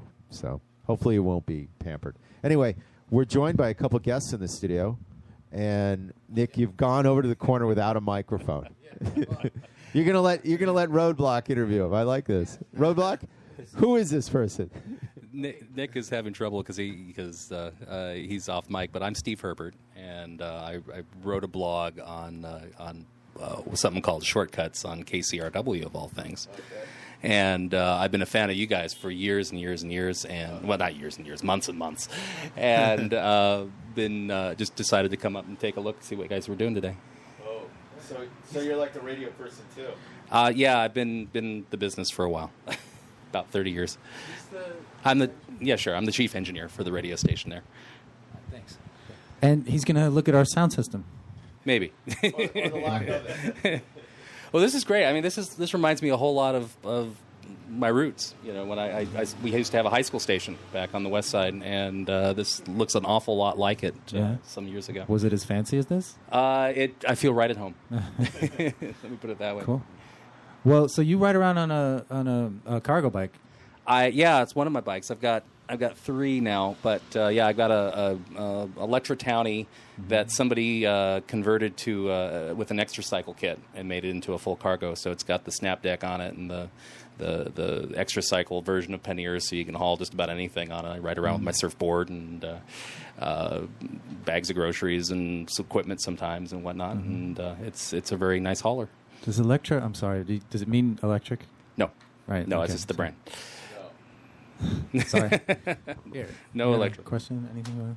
And we also got Eric Ochoa here, who's our race reporter.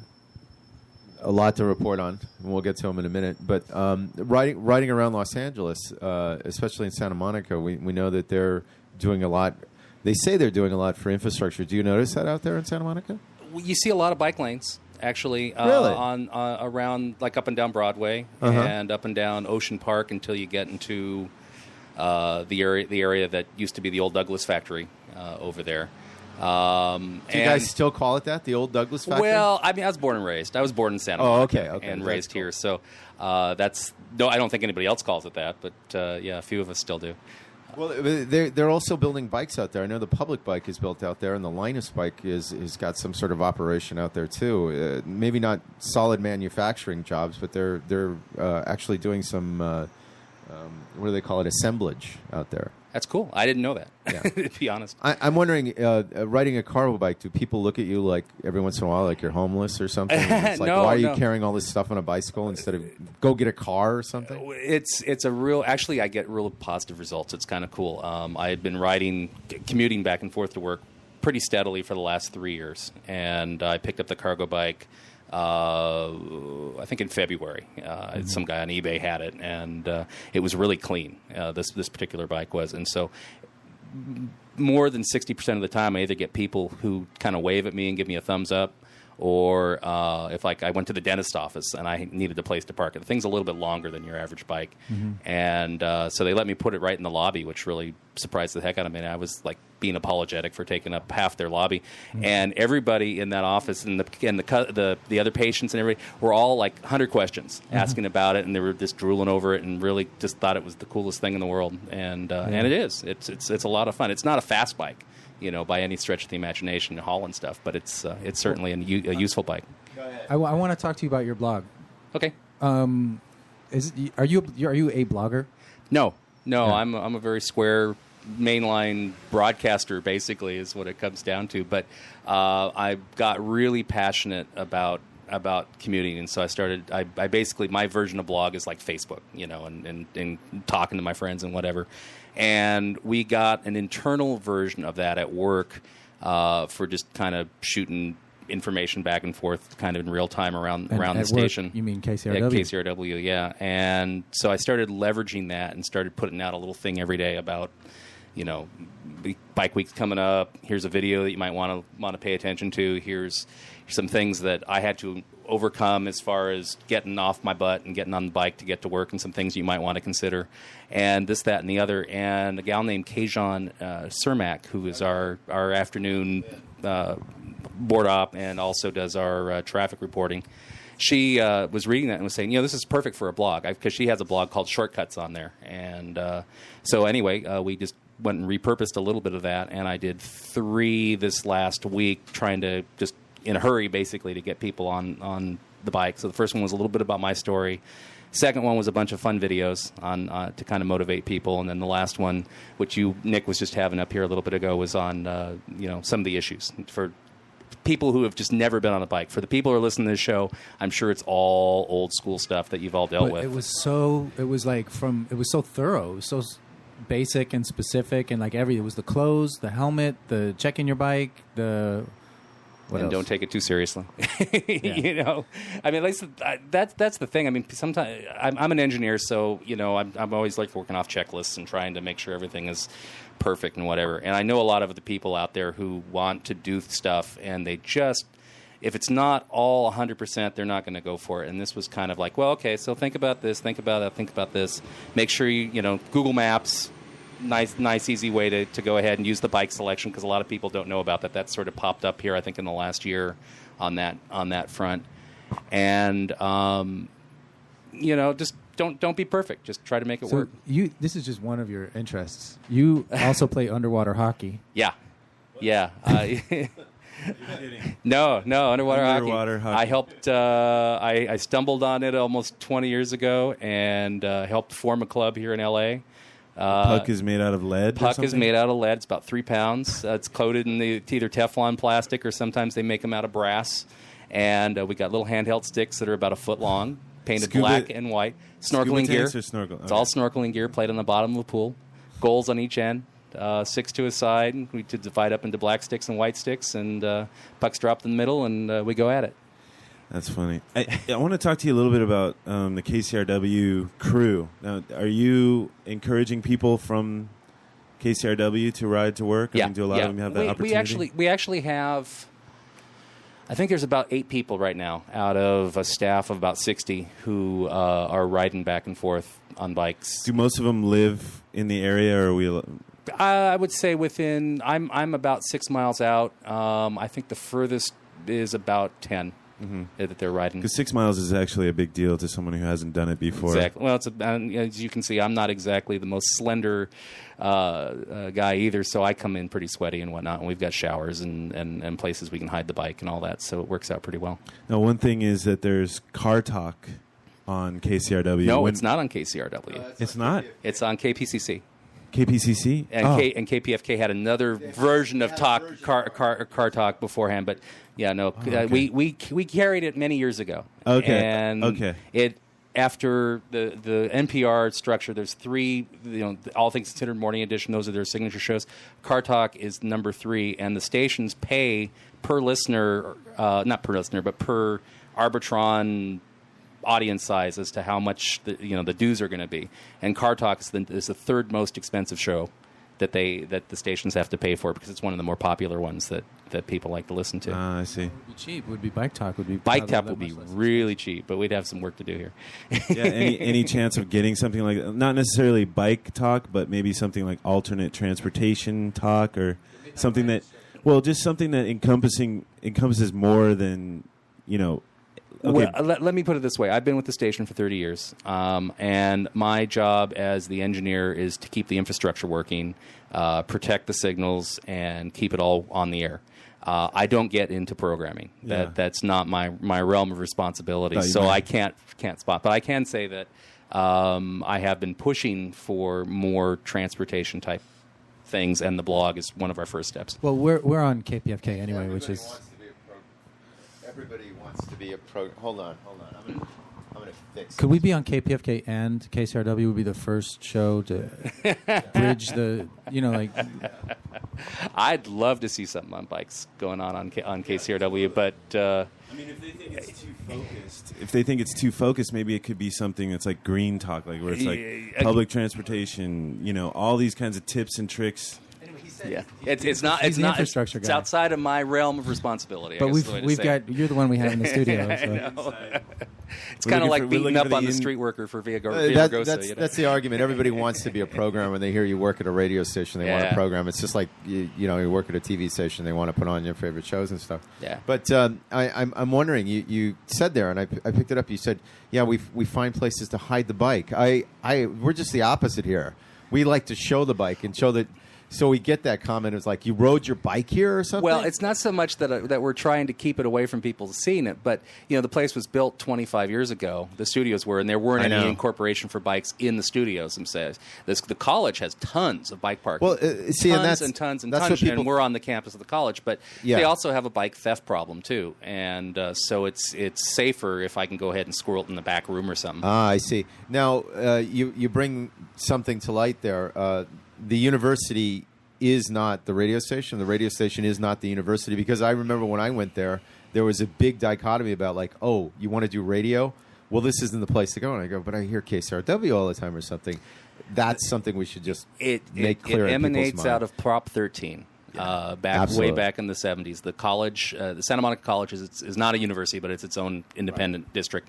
And they had the station for a long time doing a lot of talking head shows, a lot of instructors giving lectures and broadcasting football and basketball games, and that was its history. Proposition 13 had passed, I think, in 78, 77, something like that. And the college said, well, we like you, but we got to cut our budget, and so you're going to have to go out and raise your own money. And so that freed them from having to do the programming that they had been mandated on as part of the instructional wing, and the thing just grew, like crazy to what it is now. But it hasn't been tied to the instructional program for probably over 30 years. And as such, it's not that students or anybody aren't welcome. It's just that they're not going to go ahead and do it. It's not tied into the instructional mission directly as far as a class. I started there when I was 17 as a high school student and volunteered is how it worked out. And I've been there June will be 31 years. It's like your high school sweetheart. Almost. So, yeah. Let's get back to bike issues Sure. here. Did you come here today on a bike or? No, I drove. Well, that's okay, but I'm everybody. running a marathon tomorrow, and I had to go to our pickup in Pasadena. So. It's funny because we always think that we've been discussing about the west side to the east side kind of sort of transit system that they're trying to do, and the expo still hasn't been built, and in fact. I was going to show part of that as part of Bike Week. That was one of the highlights. The Expo Bike Path, yeah. About 3 years ago, we took it, and it's still sort of. They're finally going through testing and stuff. Do you find yourself that if you ever have to, you'll probably take that, or is that something? Oh yeah, definitely. I'm very interested in that coming online and making that happen. But the honest truth was, I had it all mapped out to come out here today on bike, and I'm running the Pasadena Marathon tomorrow morning. And I didn't really want to go. Which we thank you. I just didn't want to go ahead and do all that. And and try to make the ride, and then try to do the run in the morning, and still have enough stamina. So, absolutely. Well, we commend you on that. Now, Ray, we're talking about programming and everything too, but as far as a place to bike, it's really nice to bike in Santa Monica. I know you've said that before. Bike paths, bike people, and stuff. Bike Month is coming up, but we haven't seen anything from Santa Monica they're doing. Do you think the city is going to change that, or is it just economics right now with being the home of the homeless? I think the city of Santa Monica likes to tout a lot of their visitor and tourist attractions, and I'm not sure they have biking as their first and foremost subject on their head. That said, they have put a lot of energy into bike parking facilities. But, the city is one of these things where you go in and you talk to them about something, and they'll respond in a lot of doublespeak.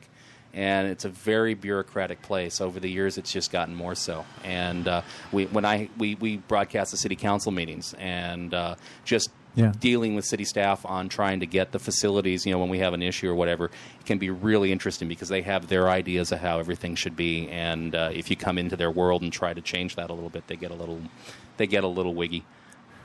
Do you do you interact with the politicians at all? Not so much, no. In fact, it's sort of like when you were broadcasting live on KPFK, you did it from right here, right? So you had a link that went in the same kind of thing. We have a line that goes from the council. No, we went in there. You were there? Yeah. Okay. Once or twice. Once or twice, but so it's all kind of remote control. We carry it, but we're not down there. Right. All right. So hopefully you'll be more of a part of our show, and whether just as a contributor via your ideas and suggestions. It'll be fun if I still have a job after having said what I said today. Did you say something uncool? I didn't hear that. But I want to get to. Yeah, we will. We'll talk to you more about that, and thank you for illuminating about Santa Monica and some of its infrastructure. But just because he's here, and there's been so much going on this week in competitive cycling, we have Eric here. Eric, we're going to give you this one. Okay. Like last week I mentioned, the Grand Tour season kicked off with the Giro d'Italia. And, Grand Tours are always something like really to get psyched about. And it's usually always a great thing for, cyclists to take part in. The organizers try to make, Grand Tours is exciting for both the riders and the spectators watching. But what was really tragic about this year's Giro d'Italia is it kind of got off to a bad start with the tragic death of Walter Waylands on stage 2. Yeah, that was pretty sad. But when you say making it more acceptable, does that mean like foregoing safety? Because I noticed last year during one of the the Tour de France where they all sort of, or was it 2 years ago? They just said we're not going to race. Yeah, some it was of these 2 things. years ago. They kind of had a little protest during the Giro because Right. I think it was a Euskaltel rider that fell and had to be airlifted over to the hospital because of his injuries. But yeah, also 2 years ago during the Tour de France, the riders sort of protested, but it was because of radios, not over safety. I'm sorry, it's radio again. Yeah, but yeah, I mean, it happened on stage 2. After when Walter Waylands died, reports say that it happened. He was in a breakaway, and it was during a descent, and he looked back to see, what riders were behind them, and it seemed like his pedal hit a stone wall. Yeah. And from there, I guess it just like catapulted him over his bike, and he just landed face first on the pavement, and it was set at over like 90 an hour. He died instantly. They say he didn't suffer. They spent 20 minutes doing CPR on him, giving him adrenaline shots, try to revive him. And it wasn't until the helicopter came to get him to the hospital, but it was too late at that because he died upon impact. Stage 3 was neutralized in his honor. There was no serious racing. It was just riding for him. All the teams had 10 kilometers, riding at the front. And then at the final, well, actually it was stage 4, my bad. And then in the final kilometer, David Miller, who was in the pink jersey, gave the okay for the Leopard Trek team to ride at the front, shoulder to shoulder. And they also brought along Tyler Farah, who was Walter Wayland's best friend, and training partner. They both live in Ghent, Belgium. Tyler was really hit hard over his death, so they were given the honor to cross the line first, shoulder to shoulder. And you could have really seen the sadness in their face when they crossed the line. The next day, they decided to pull out of the race, and so did Tyler because he said, he just couldn't take it. It was too much for him.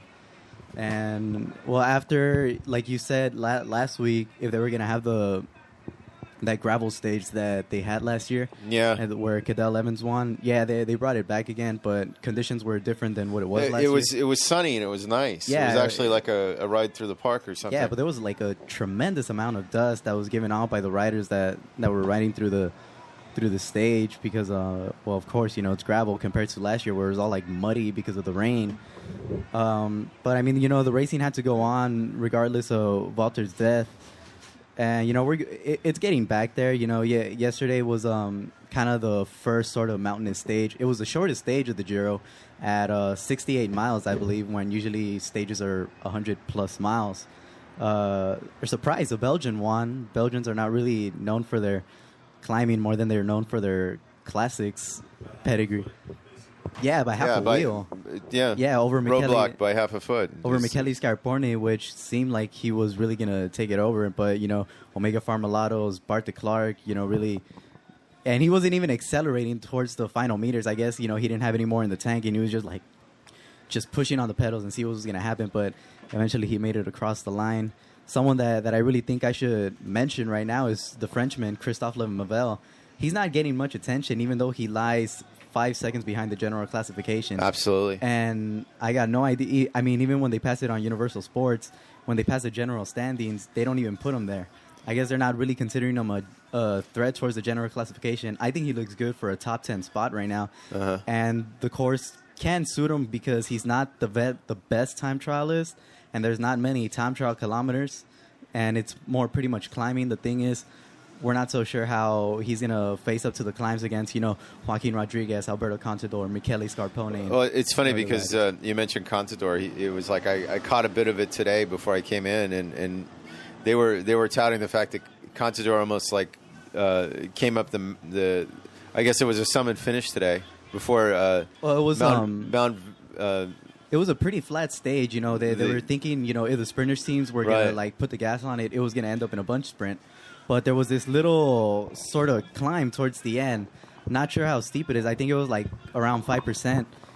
and which really seemed like a good catapult for a good attacking rider to launch an attack for the win. I looked at the results and I really wasn't sure. I'm not sure if it was a Geox rider or a rider from the Farnese team, but Alberto Contador came in second. I know. Yeah, that. he came in second, and it was kind of funny. They were making more of second place than they were of the winner. That's how usually some teams make it. They make such a big deal over like a top 10 or a top 5, other than first place. And I don't know how much more time I got, but I also want to include the fact that tomorrow the Tour of California starts. Absolutely. Yeah, it starts over at Lake Tahoe. The organizers have been a little worried because they said that they might expect snow, so they may have to make a little changes over to stage 1. This year's Tour of California, I remember when the Tour Down Under was around in January, how I explained that, many people don't really look into those races because the stages are just dead flat and every stage ends in a bunch sprint. So the organizers are trying to make it more interesting by adding more climbing, trying to make it more European and absolutely. And they're even some of the things now. They're stages that some of my local friends are saying, "Hey, we got to catch this because this is there's definitely a bunch of hype over this year's edition. The time trial was brought back to Solvang as opposed to last year when it was here in Los Angeles. Right. Michael Rogers, apparently the defending champion, isn't going to be there because he says he's sick, but his absence really won't make that much of a difference because the field this year is so packed. It is, and a lot of people are figuring, let's do California instead you have doing Italy, and the course for the Giro this year just seems to be grueling in some respects. And like I said, many summit finishes, and they're crazy. They have they're like going 7 up, or 8, and they're going up to tomorrow. They're going up to. What is it, the top of that volcano? Mount Etna, which erupted twice somewhere this week, so they're kind of a little worried about what's going to happen. I don't know. It's like now you have to face lava flow. Yeah, so I mean, for the people that don't see bike racing as exciting, a volcano erupting, this is the day. Tomorrow, get up early and check that out. Yeah, so Tour of California and the Giro d'Italia, two races that are going on, pretty big races. The California is the biggest race here in the States, and Giro d'Italia, of course, the biggest race in Italy, so something to look for. The Giro d'Italia is going to be broadcasted usually in the morning. Again, you can catch it at Universal Sports every other hour, it seems. Yeah. And the Tour of California is going to be on Versus. I'm pretty sure the same way every other hour. Yeah. And so you could be a couch potato and still be a cyclist. Yeah. Especially during the winter, but during the winter there's not much racing going on. We recommend that you don't watch TV all this week and get out for some of the bike week events, and we're going to list them more. But you'll be back next week with week 3, I guess it is. Week 2, yeah. Kind of topping off with the Tour of California is and just week 1 of the 8 weeks. The tour. So it's probably going to be the penultimate stage on a Saturday. And of course, we have some religious programming in the back from our people outside of the corner with a bullhorn. I think BikeTalk is getting ready to play the music now, right? Yeah. All right. Steve says that those are the end of the world guys. Steve says this is the end of the world, and of course, as we know, we have a whole year, so don't panic. 2012 is, I guess, the end of the world in the Mayan calendar. I like to think the end of the world is only when gas gets to be $20 a gallon. No. It doesn't really matter because we're on bicycles, right? That's right. All right. Kill Radio. You can ID it and play the music. BikeTalk at kpfk.org. LiveBikeTalk at gmail.com. This is Kill Radio. And we're out. Thank you for all the people who called in. We had the Tom LaBonge interview, which was pre-recorded. We had Colin Bogart from LACBC in Glendale. We had Steve Herbert. We had Roblox, a.k.a. Don. Jim Brown. We had Jim Brown from the California Bicycle Coalition. We had Mauricio but Mauricio was from the Mountain Biking League from John Burroughs High School in Burbank. And we had Ryan Jenkins from Troy, who rode his tall bike to Toronto. Yeah. All right. Join us next week. Woohoo!